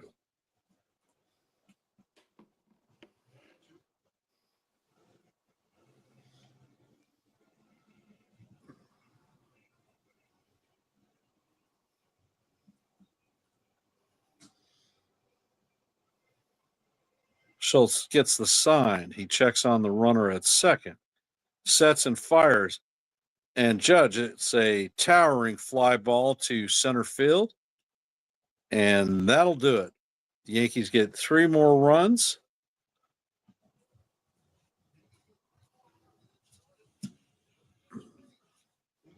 And Joe, we are going to the top of the 6th, and I am handing the baton off to you. Whoa. Yeah, that was definitely a great inning, Ken. I mean, no qualms here. I mean, I like the fact that they're working the count. It looked like it was funny. It looked like in the first inning, again, we didn't have a clue, or they didn't have a clue, and they proved me wrong anyway. So I'm very happy about that. Now, like I say, consistency, and stay on that game. Stay consistent. Stay hefty. Play your game, and good things will happen. If they really will. So no, I'm happy what I see today. I gotta say I'm impressed with maybe the day off really they needed that. They needed something because they had the 13 grueling days. So all of that all at once. I'd be surprised if Max Fried comes out now. 9-1, I seriously doubt it. Who knows? They probably put in De Los Santos. That is the 27th man that they brought up this morning. More than likely, he'll get an inning or two, depending. He was doing pretty decent in AAA. And so I'd be very surprised if they do. It'll be for one batter like this. The fans could thank Fried for a gutsy outing after that poor first inning. So they're coming back to the game. Actually, they're showing Ken the home runs that you saw last night and you called. That was an amazing feat. I think tonight they're probably not even going to pitch to him. They're probably just going to walk him. But yet, Atlanta wins the game. Unbelievable. Yeah, Frieda's in against Captain Kirk.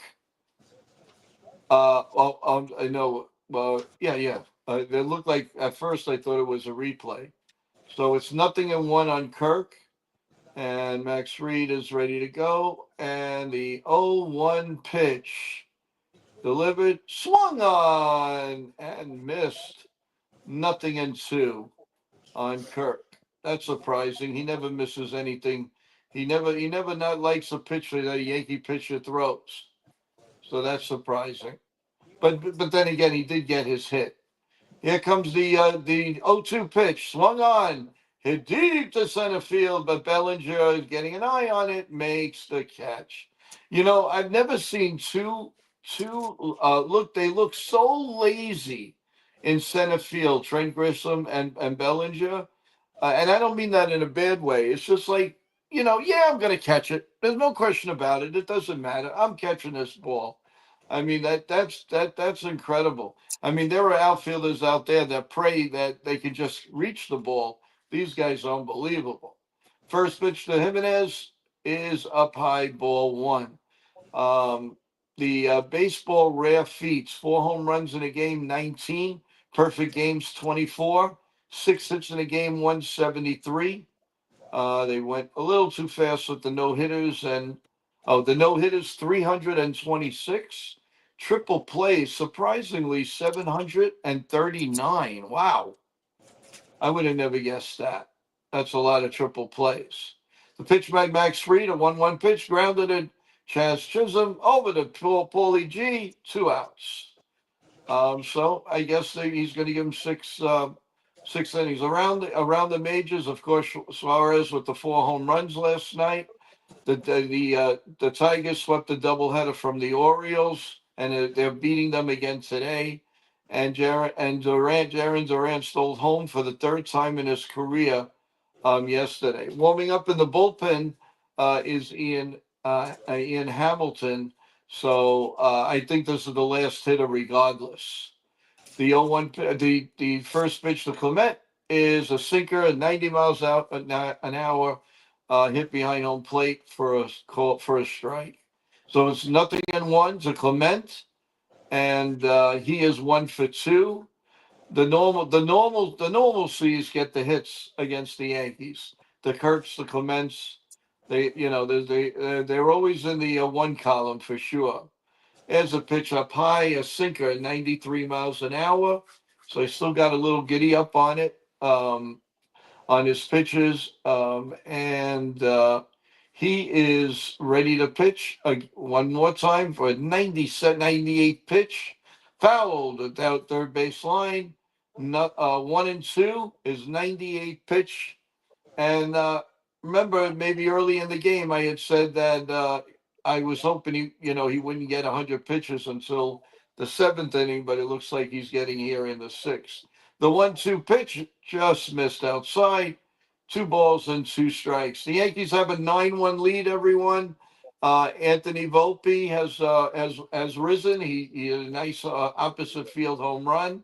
When he hits the ball opposite way, good things happen. The 2-2 pitch. Oh my God! How can they call that a ball? That was right down the middle, Ken. Absolutely.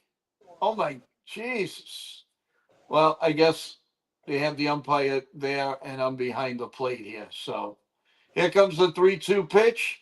Little ground ball, and Volpe over. Whoa, nice play over Cabrera to Paul G, and he gets the runner out. So no runs, no hits, no errors, no men left on base. In the middle of the 6th, the Yankees lead the Jays 9-1. That was a nice play all around. For those of you out there, I want to thank you for joining our live Blue Jays Yankees Game 1 play-by-play. Most appreciated. If you haven't, please hit the like, subscribe, and even if the stream is gone, hit a comment, and I will try to get back to you as quickly as possible. Share this content with anybody that you feel may get value out of it. I want to thank Joe from New York Yankee Mania for calling the split game with me. We will be calling this game and enjoying the second one with our dinners and whatnot. Yes, I want to thank you so much for the opportunity, and then and I want to invite you on New York Yankee Mania to do a game this week also. Hopefully, you'll grace us with a nice appearance. If I'm available and have the opportunity, I will sure be glad to help out. That would be nice. Thank you. Mm-hmm. Really appreciate it. But yeah, no, you don't mind calling a game that's 9-1. I'll tell you that. You're nice, laid back, relax. There's nothing to worry about. Hey, Devon Williams couldn't screw this up. Oh, I'm sorry. I didn't mean to be cruel. I did not mean to be cruel. But no, in all honesty, it would be nice actually to get him out there. Let him throw an inning or two. Why not? Why not? What do you have to lose? Um, Bottom line is let him get in the groove, let him feel comfortable out there, let him hear some cheers for a change. That would be nice. So they are showing right now in between Max Reed what he's doing in different pitching decisions and striking out Guerrero Jr. and striking out Santana, and he's getting handshakes all over the place. I'm sure his day is done. Good job with Austin Wells, so they get along pretty good. We have a new pitcher in Walker in for Toronto. Max Fried, 6 innings, 6 hits, 1 run, 2 walks, 3 strikeouts, 101 pitches. So 1-0 on Bellinger. Here comes the pitch. Up high again. 2 balls and no strikes. 92-mile-an-hour sinker.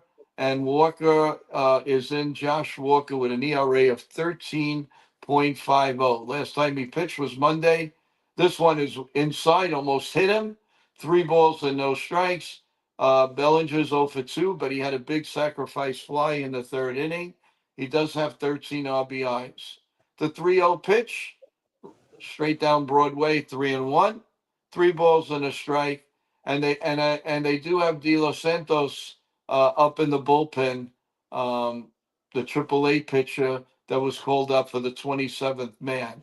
The 3-1 pitch, again, inside, ball 4. Another walk for Bellinger. His on-base percentage goes up, and the Yankees have a man on first and nobody out for Paul G., who's 0 for 2 in the game. He's got a walk, of course, in that infamous third inning where there were, I think, everybody and its mother, all the fans even walked in. That was an incredibly great inning for the Yankees. At the first pitch to Paulie G is right down Broadway, strike 1. Nothing in 1. Goldschmidt has been a godsend. He hits to all fields. We finally have a first baseman. So in the last 2 years, that finally is coming through.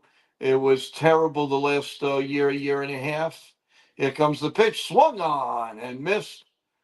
Nothing in 2 from Walker. He does have a sneaky fastball. I've seen him pitch a couple of games, and he definitely has a sneaky fastball, Mr. Walker. Here comes the 0-2 pitch to Paul G. Runner on first, and it's up high. 1 ball and 2 strikes. Remember, everyone, we do have another game after this. Clark Smith is going to pitch for the Yankees against Bassett. That could be a high scoring game, or we'll see how Clark Smith does. Next pitch is low, 2-2. That will come 20 minutes immediately after the two teams are back in their locker rooms. They're in their dugouts. Aaron Judge will do a quick post game, and then it's back on Yes right after the game. Here comes the 2-2 pitch to Paul G. Swung on and hit in the gap, the right center field. It's going to go all the way to the wall. Springer just picks it up now. Here comes Bellinger around third. He will score, and it's now double digits. The Yankees lead 10-1. Go get him, Paulie G. That's the guy. That's the man. He is the guy. Unbelievable. Unbelievable. He split the outfielders and another double. It's incredible what he's doing. And you say, well, he's only got 2 homers. Who cares? He does what we need, what the Yankees need done. Base hits, situational hitting. They need this. So he's on second. Yankees lead 10-1, and Razzmatazz is up. Jazz Chisholm, who's 0 for 2 with a walk and RBI, and he's ready at the plate. Here comes the first pitch, and he fakes a bunt and almost hits him. It's ball one. Really, really good situational hitting today. Very, very happy, and I know Ken is, and so we're this is a happy day, guys. We got to keep it going. The next pitch is fouled off behind the plate. It's 1-1 on Chaz. Would love to see him get off the schneid and get a hit. Let's see him get on the left side with at least 1 for 3. Here comes the 1-1 pitch to Chaz. Almost hit him again. It is 2-1. I don't know, Chaz. He's looking ready to go. Maybe he's going to hit one down 9 miles. Who knows? But he is ready. Walker's ready, and here comes the 2-1 pitch. Here it comes, and just nicks the outside corner. 2-2. They are showing Mr. Yankee, Don Mattingly, who's the interim manager now that Schneider got thrown out in the third inning, going into the fourth inning. Here comes the 2-2 pitch, and he just puts his bat out in center field, and it drops in. It drops in. Paulie G had to stop and wait. So he's on third. Chaz is on first. He's now on the left side. He's 1 for 3. That I like to see. And that brings up Anthony Volpe. He literally just stuck his bat out, and the ball just found a hole in center field between the right fielder, the second baseman, and the center fielder. Ken, how did you like that? Seeing eye base hit? It may be revenge of the torpedo bat today. Yes, you're right. Well, here comes Mr. Chicken Palm. Here's the first pitch in there for a call strike. 2 for 2. He's has 5 home runs now, 17 RBIs. His OPS is not bad for 219. He's 769. The lights in the stadium are on. Very nice crowd. Probably near sellout. Here comes the 0-1 pitch. Swung on and missed for strike 2. Ken, if looking at it, does it look like to you he's using the torpedo bat? Yeah. Because oh yes, okay. The way he's swinging it. Here comes the 0-2 pitch. Swung on and missed. And what's a game without Anthony Volpe going down on his strikes? And there we go with the Anthony Volpe that we know and love. Swinging at garbage to strike out. Whoa, Ken sounds like Joe. Ken sounds like Joe. What's going on here? Are we changing alliances here? I never heard you say that. Okay, here. No, you know that I am not a strikeout guy. I can't stand him. I know. I know that. Austin Wells is up. He's 2 for 3. It's a 1-0 count to him right now. Here comes the 1-0 pitch, and it is just a bit inside. So it's 2 balls and no strikes to Austin Wells, who's 2 for 3. He had a nice shot in the outfield, just missed going over the wall, and but it drove in runs. That's what counts. Here comes the 2-0 pitch. That one is in there. 2 balls and 1 strike. I'll tell you, Ken, the Yanks are showing a lot of patience today, and that's a good thing. It's never a bad thing. And they really needed. They showing a lot of patience today. Who's that? Ball 3, 3-1. on Austin Wells. What was the comment in the background? Peanut Gallery was getting smart. Oh, okay. Well, that's okay. Here is the 3-1 pitch now to Austin Wells. And it's swung on and fouled off. Fouled off his leg a little bit, but he's okay. So we have 3 balls and 2 strikes. Let's see if the runner's going to go from first base. I'm sure he is with a 3-ball 2-strike count. There's always danger, of course, with Wells. He swings through a lot of pitches. So let's see what happens. The pitch swung on and missed. Good thing they didn't have the runner going from first base. It would have been an easy double play.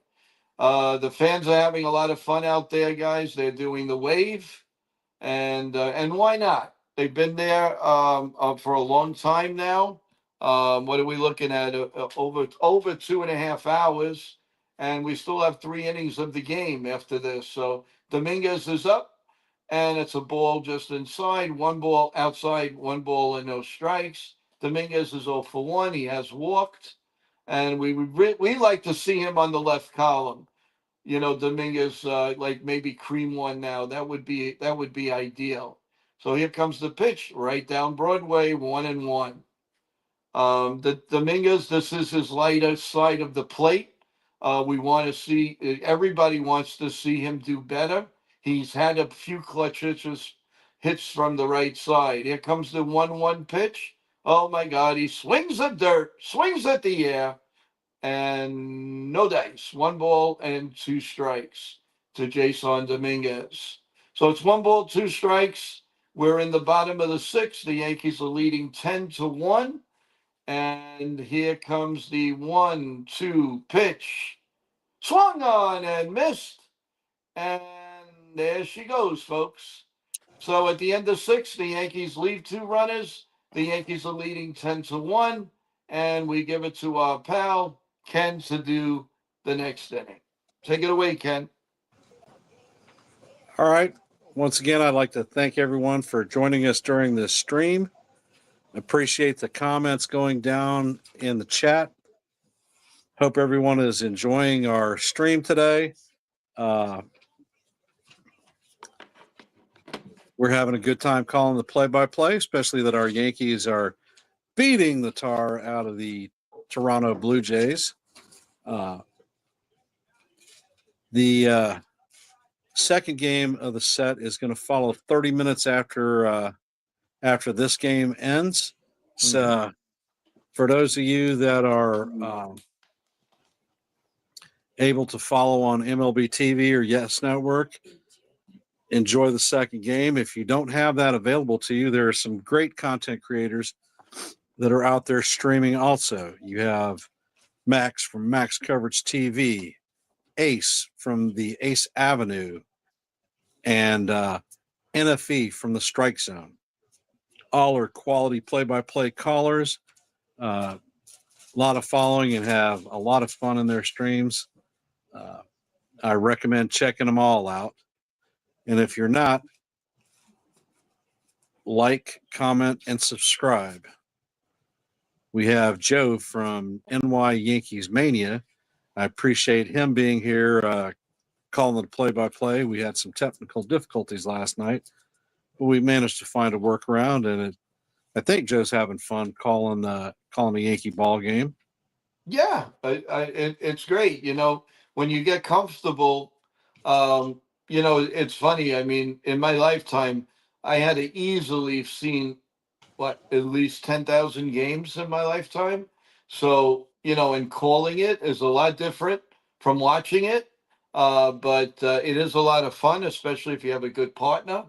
And I really enjoyed it, and I'm looking forward for us to do it again. Okay, and it looks like Yuri De Los Santos is coming in. And he fires his first pitch in for a strike. Nice little sinker with some movement, 94 miles an hour. And Clase is the batter. He is 0 for 2 today with 2 groundouts. He fires the next pitch, and it's fouled off down the first base line. The count is now 0-2, and Del Santos is working fast.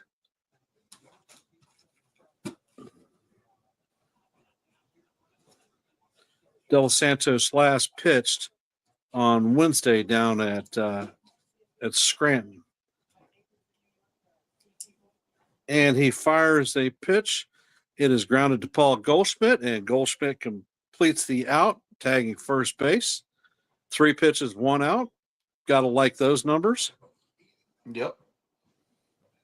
Goldie is just the premier defensive first baseman that he has been his entire career. And glad to see that he's a Yankee this year. Miles Straw is up to bat, and Del Santos fires a pitch in, and there is a strike. 95-mile-an-hour sinker. Well, Ken, De Santos almost made the ball club. Yeah, he should have made the ball club.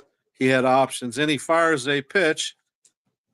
A nice slider that catches the outside corner for strike 2. The count is now 0-2.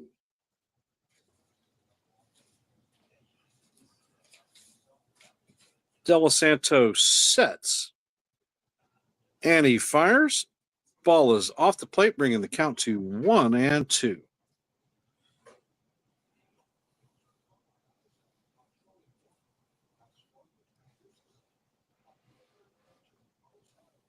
De Santos sets, and he fires.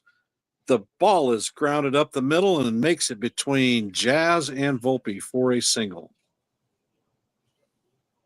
Looked like Jazz had an opportunity to make the play, but it goes just under his glove.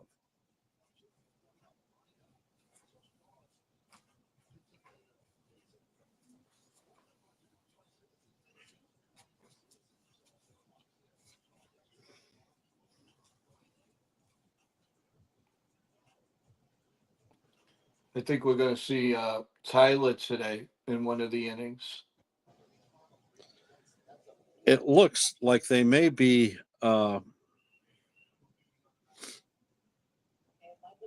it may be that the Yankees are going to try to use De Santos to close this game out. They can pull 3 innings out of him. That'll be fantastic. And you know he's going back to Scranton. Yep. Well, he's our 27th man. Right. I don't have an option but to send somebody down, and he has options. De Santos sets, and he fires, and Barger swings over the top of it for strike 1.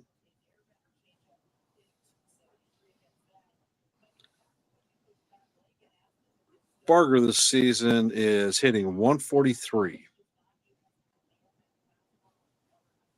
De Santos sets, and he fires. Four-seam fastball catches the outside corner for strike 2. He's a strike machine. Yeah, he is. He's near the plate. Next pitch is off the plate just a tad bit, but they were calling strikes for the Jays last inning on the exact same pitch, and that brings the count to 1-2. So once again, umpire inconsistency stinks. And let's see. Barger hits a single to right field. Aaron Judge fields the ball quickly, gets the ball in. There are runners at first and second with 1 out. I'll tell you, the little I've seen of this guy, he looks like he's going to be a good hitter. His approach is excellent, really, really good, and he's going to be a good hitter. They bring in a pinch hitter, Will Wagner, to face De Santos.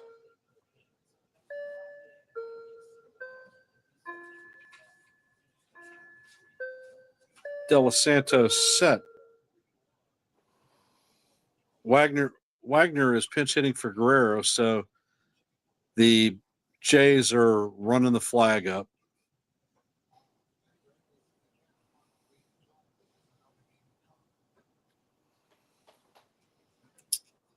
And the pitch is in and fouled off, bringing the count to 1-1.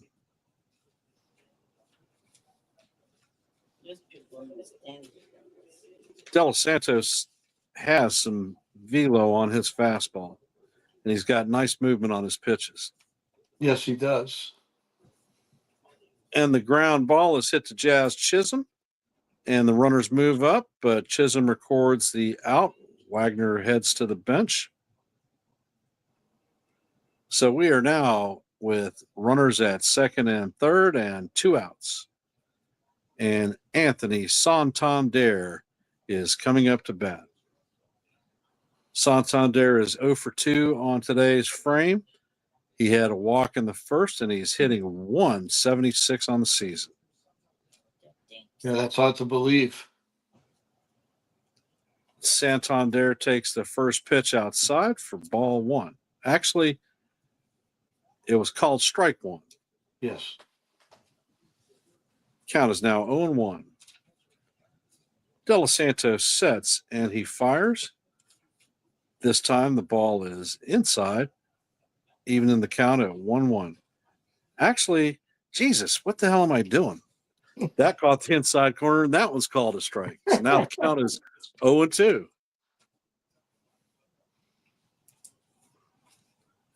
And there goes the third pitch, and there is call, strike 3. Good morning, good afternoon, and good night as we are heading to the bottom of the 7th inning. Yeah, this is going to take some time.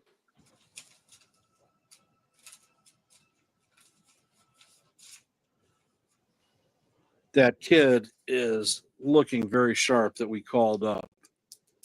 Yeah, he reminds me of Gomez, and and I'm sure he's going to pitch. He's going to do very well with the Dodgers. But I hope this guy. I have a feeling he has a good shot. We did have, if you remember last year, Ken, in one of the trades, I think with the Padres, we picked up De Los Santos, and that one never panned out. He was a veteran guy from the bullpen, but this one really seems to be a really really good back in the end pitcher. So I'm looking for good things from this De Los Santos. And today's military veteran is an Air Force guy, a staff sergeant who served during the Vietnam War. Thank you. Thank you for your service. Definitely. Brother, you look like you need a haircut.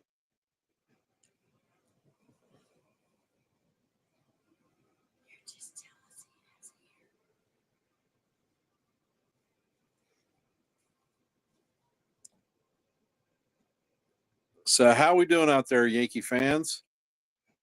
Hope everyone is enjoying our broadcast today. Play-by-play has been very eventful. A lot of runs scored, great situational hitting. Started out a little bit rocky for the Yanks with a rough couple of innings for Max Fried and strikeouts of the first 3 batters in our lineup.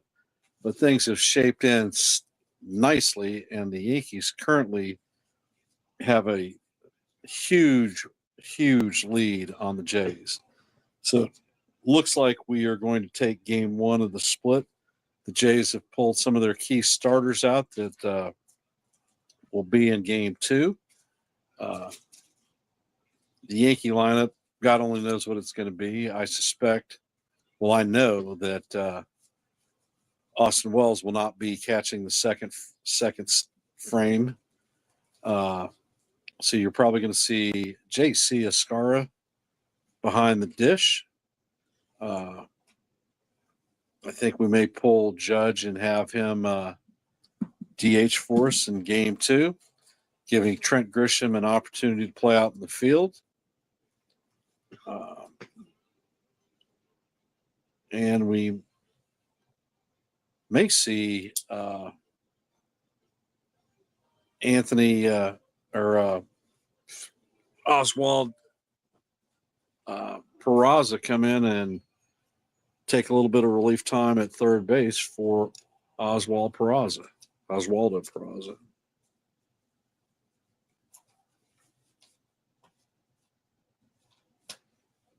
bringing up a note from Sean Browning. Sleep deprived, but am enjoying it.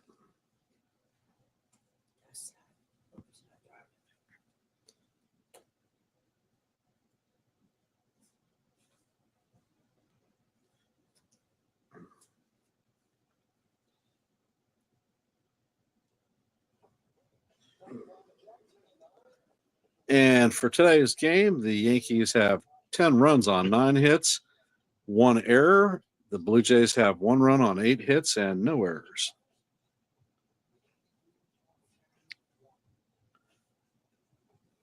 And Josh Walker is still in there. He throws a pitch, and it is outside for ball 1.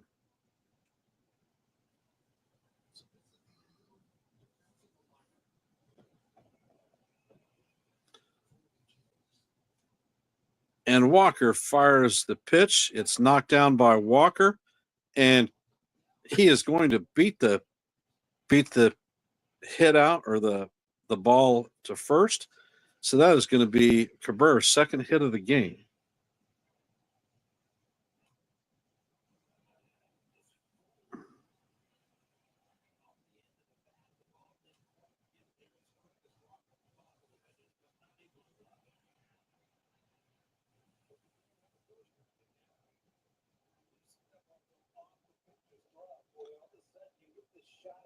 And Walker is on the bump. He's checking the runner at first.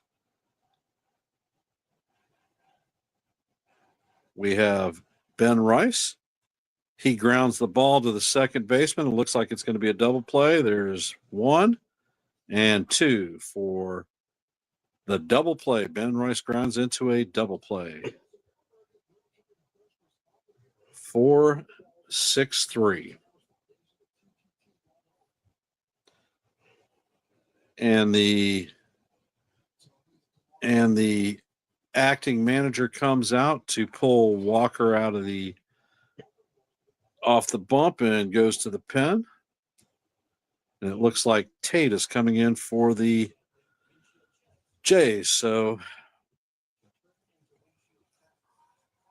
we are going to have a little bit of a commercial break while the Blue Jays bring in their relief pitcher. Thought we lost you there, Joe. Yeah, all of a sudden it just went off. So I just had to reboot and go and came right back on. But on the phone it's tricky sometimes. But for the most part, it's been good. I all of a sudden I was listening to you talk, and I just went off. I have no idea what happened, but at least we're back.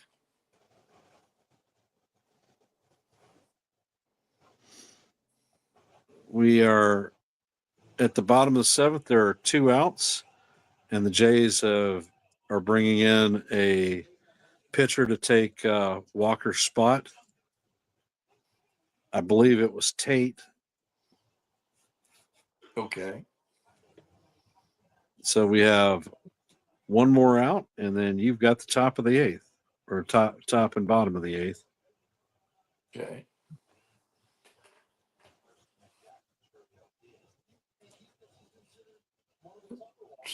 Name that Yankee. I'm gonna go. Oh my God, Otto Velez.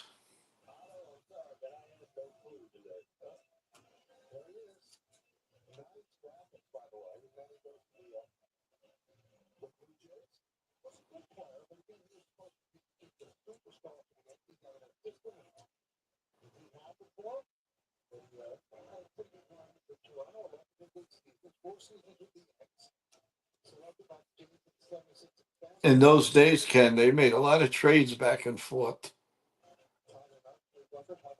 Yep, they did. And Pablo Reyes is coming in to pinch hit for Aaron Judge. And he takes a first pitch for a strike.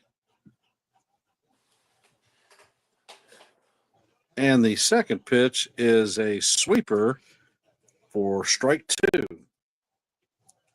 Dylan Dylan Tate Tate. has an ERA of 13.50 with an opponent batting average of 4.29. He's been around a long time. Tate sets and he fires. Ball is off the plate, bringing the count to 1-2.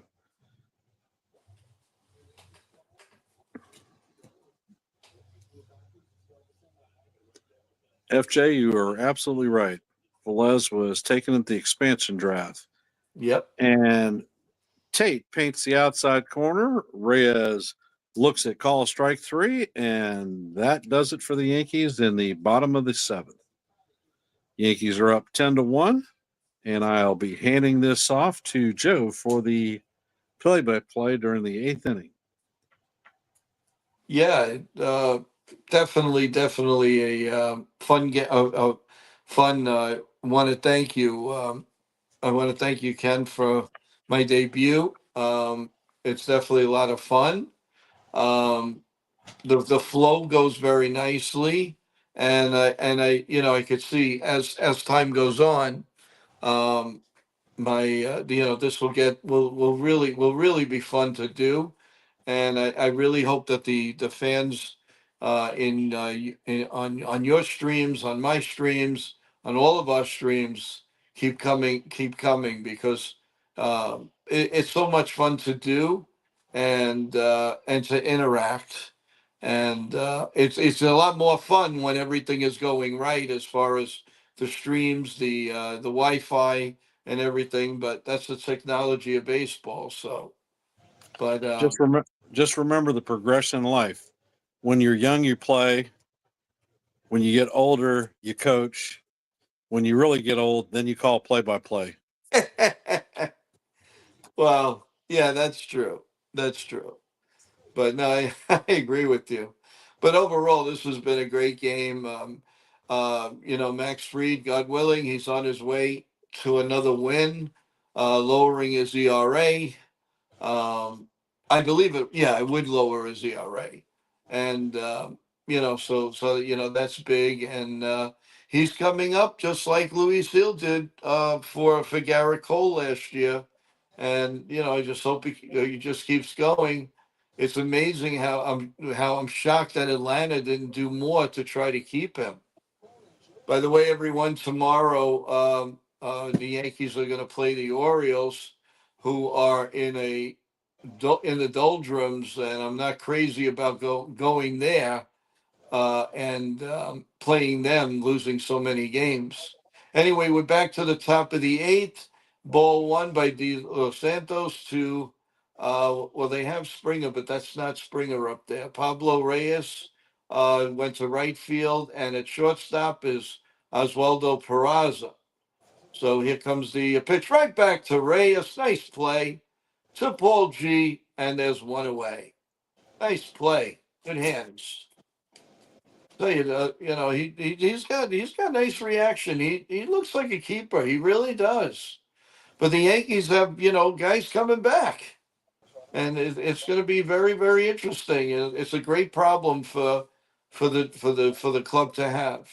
And Mr. Favorite Captain Kirk is here. He's 1 for 3, and the first pitch poured right in there, a sinker for a strike. He is 1 for 3, and he's always in the middle of something in the middle inning. And it's just unreal with this guy. Here's the pitch, a little down low, 1 ball and 1 strike, a 95-mile-an-hour sinker. Um, it's so strange sometimes to look in the other dugout and see Don Mattingly in that dugout. Especially remember he had that beard. Oh my God, I think everybody told him enough. The next pitch, by the way, is outside. 2 balls and a strike. Mattingly has not been with the Yankees for quite a few years. It would be great. Santos getting ready, and here comes the 2-1 pitch, and that just nicks the corner. 2 balls and 2 strikes on a 94-mile-an-hour fastball. De Los Santos has thrown 23 pitches, and a lot of it is quality pitches. Really, really, this guy's is impressive. There's no question about it. Here comes the 2-2 pitch to Kirk, and of course it's lined in the gap to right field for a base hit. He stops on first because the one thing he definitely can't do is run, but he can hit, and he knows he's playing the Yankees, and it's just amazing. They can't figure out how to get this guy out. It's Ken, really. I mean, tell me what. I mean, what is the secret? How do you get this guy out? I don't know, but we haven't seemed to figure it out. It looks like Tyler Matzik is warming up in the bullpen. Yes. Santos are ready to pitch, and it's to Jimenez, and it's outside for a ball. He's 0 for 2, and he steps up to the plate. He's, of course, the ex-Met, and he has good glove work, and he can hit. There's a line drive to right field. Reyes, nice play with a one-handed catch on basically near the knees. Nice play by Reyes. He is a pretty good defensive player. No matter where you put him, he's like a Cabrera #2, hitting from the right side. But he is a quality person in the outfield, in the infield. So that was a nice little pickup. Just don't know how long he's going to last. The next pitch to Clement is hit right back to Reyes. They must have heard me. Well, that was a fast inning. That was a fly ball to right field. The inning is over. Nice outing for De Los Santos. The Yankees lead 10-1 going into the bottom of the 8th inning. Ken, were you a little impressed with De Los Santos? I definitely am. When you have a bullpen guy come in, what you expect to see is strikes, balls near the plate. You don't want to give free passes to the dadgum bad guys. De Los Santos came in. He was a strike thrower. He was very efficient with his pitches, and he got it done. I agree. Totally agree. I like his makeup.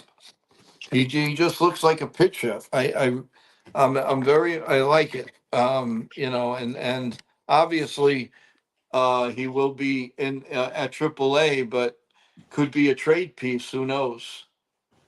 The Well, Yankees down the line, whatever they do need, if they feel that this is a championship type of quality team, they may. Who knows what they're going to do? I mean, it's too early to tell. he is a balanced pitcher. He has points on the inside, outside. He's an east to west type pitcher for sure, with a lot of movement on his stuff. He has a quick glove. The comebacker, I was surprised that he actually got to it. Yeah, that was very good. Decent fielding pitchers. What more can you ask for? Yeah, I mean, really. There's not really much you could more. So they're back in the game. They're showing Bellinger scoring from first base, going all the way, And they and are showing the Hyundai scoreboard where we are leading 10-1. Tate is up to bat, and Belly is in the box. Tate fires, and the ball is outside for ball one.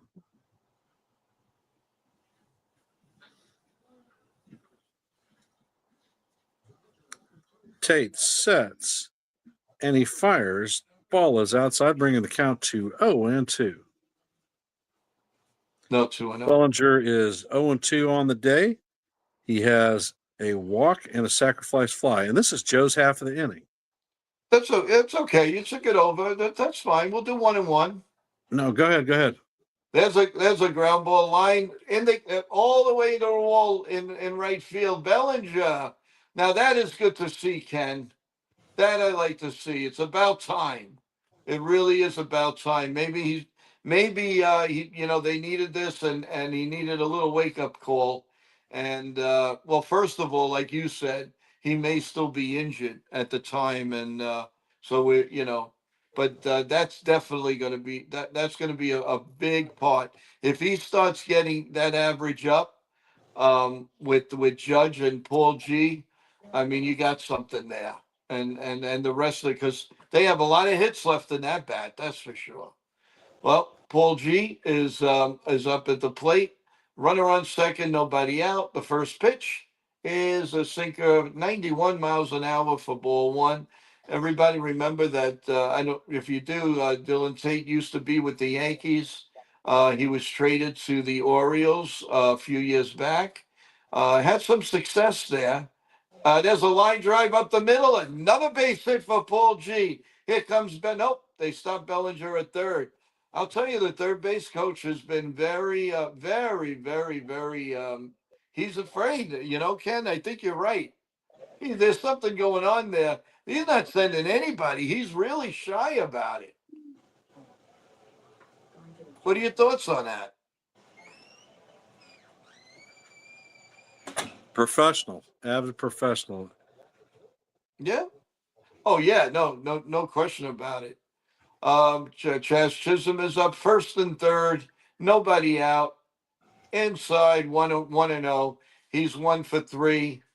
Oh, it would be really nice. I don't mean to like rub it in or anything with them, but he's got to start hitting. He's got to start breaking out, and the world will be good for us, for the Yankees. So the 1-0 pitch is fouled behind, between home and third, 1-1.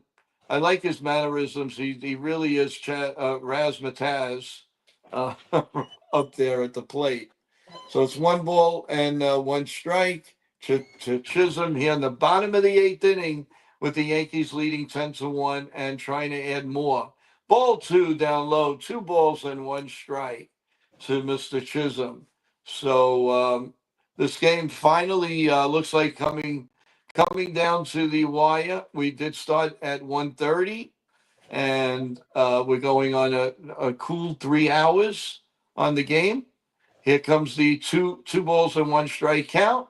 Ground ball to first base. He goes to second. He drops the ball, and everybody's safe. And a run scores. And the Yankees lead 11-1. Wow. Ken, when it goes good, it goes good. When it goes bad, it goes bad. That was a pretty nifty play by the first baseman, but the second baseman was just very. I'm surprised at Clement. He's very good defense. So when it's good, it's good. When it's bad, it's bad. Well, they have Volpe up there, but it's not Volpe. So it's 1 ball and 1 strike. Oh, it's Oswald Peraza, everyone. He's batting .217, 1 homer, 3 RBIs, and he hasn't played that much. He had a little nagging injury that I'm sure is over with now. And so he's finally in the lineup. There's a ground ball at third, foul. So it's 0-2 on Peraza. Folks, this might be it for Peraza, because if DJ LeMahieu, if he's keeps playing like that and he's called up, the next man up, the inevitable is going to happen here, unless this guy just wakes up. Terrible swing and a miss for strike 3. So that's 1 out now, in the bottom of the 8th inning. Peraza's holding on, in my opinion, by a thread. He really is. They're now showing the opposite field home run. And if you notice, all of Jeter's home runs lately are going to right field, except the one in the World Series. That was a grand slam to left field. But here's Austin Wells, the other part of the chicken palm and eggplant palm combo. It's no balls and a strike. Tate has been around the plate, and he's ready to pitch. Here comes the pitch. It is outside, a 92-mile-an-hour sinker.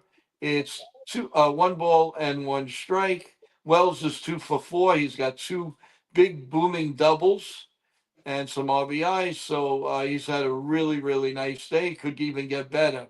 Nope, but he hits a high fly pop up between center and the left field. He gets it. I believe that's Santangelo. They're making changes, guys. So, but He is out. So there's 2 outs now in the bottom of the 8th with Jason Dominguez coming up. He is 0 for 2 with 2 walks, batting .228, 2 homers, 11 ribbies, and he is due. He's definitely due for a real big, nice shot here. And here it goes to right field, and it's caught. So he had a nice line drive to right field, but it stood up there in time. So 3 outs. We are going to the top of the 9th. The Yankees have a very, very commanding 11-1 lead. I'm going to send it off to Ken. And thank you, Ken, for the opportunity. I really I've enjoyed it. And you're going to finish up the game. And I thank you again. And looking forward to the next time. Take it away. Well, if all goes as anticipated, Tyler Matzik will come out, throw 3 pitches, and the game will be over with. Then we'll be on 30-minute standby for game 2 of the doubleheader. Yes. Yes. If all goes well, a post game show on New York Yankee Mania after game 2. I'm hoping Ken will join us. If he can, that would be great. We'll have a little break in between both games. So please, if you can, everyone enjoy the game and then come right back to us.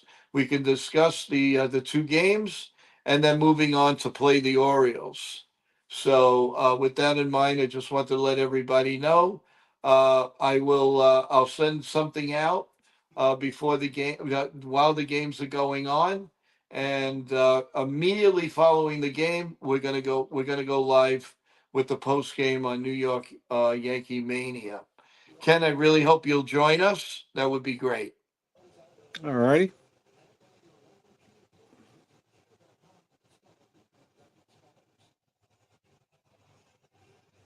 And also, a quick thought: make sure everyone select the like button. Definitely like it. And I really hope you enjoyed it. I hope we kept you entertained a little bit today. By the way, I just see Ben Rice is behind the plate and you definitely called it right who the pitcher is. So take it away, Ken. All righty. And Tyler Matzik is making his regular season debut for the Yankees. Left-handed bullpen arm who has a lot of postseason experience with the Atlanta Braves. He fires his first pitch up high for ball 1.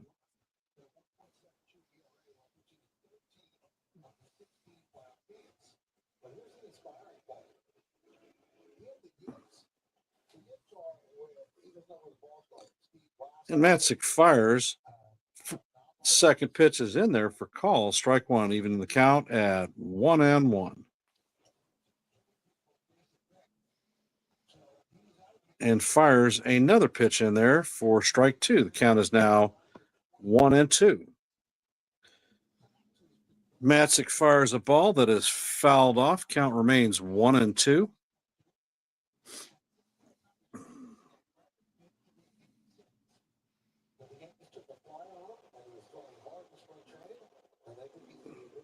Matzik is looking okay, starting his Yankee career. He's around the strike zone, and he just rung up his first batter of the 2025 season as a Yankee. Outstanding. Really nice mixes of pitches. Very, very nice. Lot of movement. A lot of movement on that pitch. And you could tell that they are not now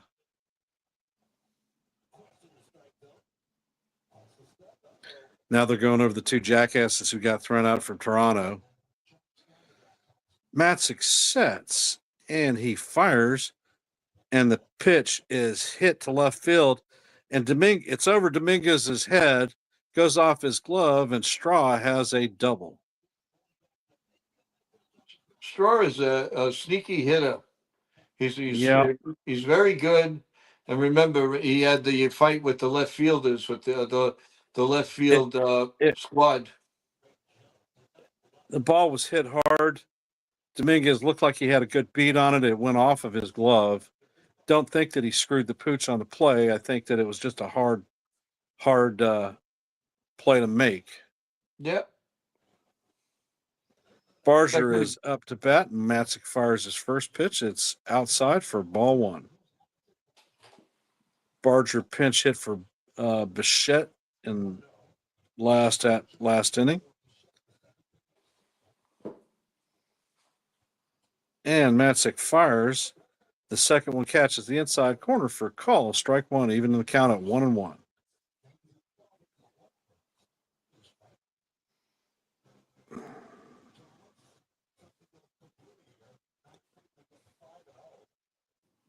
And Matzik sets. He checks the runner at second, and he fires the 1-1 pitch.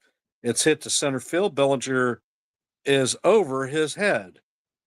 So the Jays are going to end up scoring a run.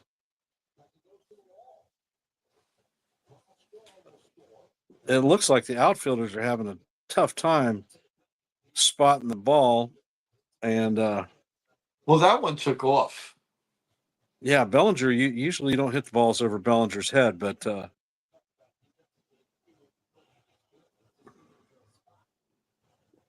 that definitely took off. So now it's 11-2 Yankees, and Wagner is up and takes the first pitch high and inside. Wagner pinch hit in the seventh and grounded out. He is 0 for 1. Matzik sets, fires a ball which should have been called a strike.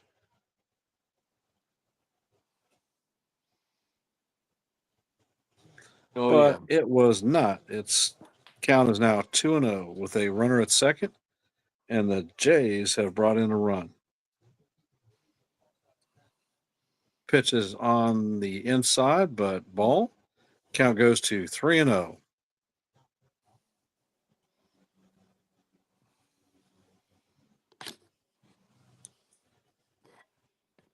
Matzik fires, and that is a 4-pitch walk. So the Jays now have runners at first and second. I'll tell you what, this is his first bullpen effort of the season. He doesn't seem to be locked in on the strike zone, but I like the velocity that he's bringing. Yeah, you're right. And Matzik sets. He fires his first pitch to Santander for called strike one.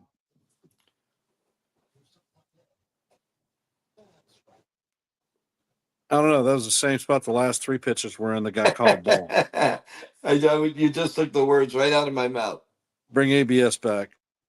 Yeah. And Santander hits a high fly ball to left field. Dominguez closes on it. He makes the play. And Barger tags and advances to third. Toronto is down to its final out. The Jays have runners at first and third with 2 outs and are down by a score of 11-2.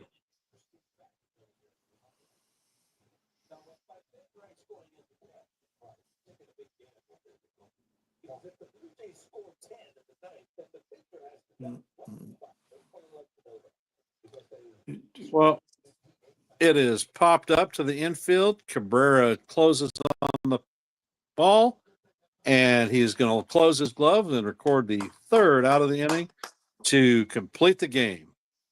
Yankees' final tally is 11 runs to 2, and the Yankees take the first game of the doubleheader and even the series at 1-1.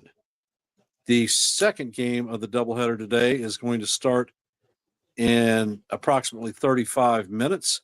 So keep an eye out for the stream. Very happy with today's results. The Yankees had 11 runs on 12 hits and 1 error. The Jays had 2 runs on 11 hits and an error. And Max Fried is the winner, moving his record up to 5-0 on the season. So fantastic start for Max, especially taking over as the ace in lieu of Garrett Cole's injury. Yes. I hope that everyone out there enjoyed our play-by-play. I want to thank you for your support of the Ugly Truth and NY Yankee Mania. I want to extend my appreciation to Joe for taking the effort to last 3 hours and 10 minutes doing play-by-play. Thank you, Ken. The pleasure is all mine. I thank you so much. I'm looking forward to doing it again with you. It's definitely a lot of fun, and as long as we can keep the audience happy and they're enjoying it, then we put our heart and soul into anything that we do for them. And it's a great thing. And thank you again. And looking forward to seeing you after the hopefully the Yankee doubleheader win for our post game. And we'll talk about that, and we'll talk about the upcoming series. So thanks again, and we will see you in a few hours. All righty. Have a good night. Everybody in the chat, have a great day. Thank you for supporting Ken and everyone else. We really appreciate you guys. A small part of your Sunday afternoon with us. Thank you very much. Come join us later, and we'll discuss everything. Miss you guys. Thank you, and have a great night. And if you haven't, please like, comment, and subscribe to The Ugly Truth and NY New York or NY Yankees Mania. Great quality content out there for y'all. And my next broadcast should be about 1:15 tomorrow with a pregame or a pre-series review of the Orioles and Yankees there in Camden Yards. Thank you once again and have a great night. Hope to see you at the postgame on NY Yankee Mania later this evening. Good night. Good night, everyone.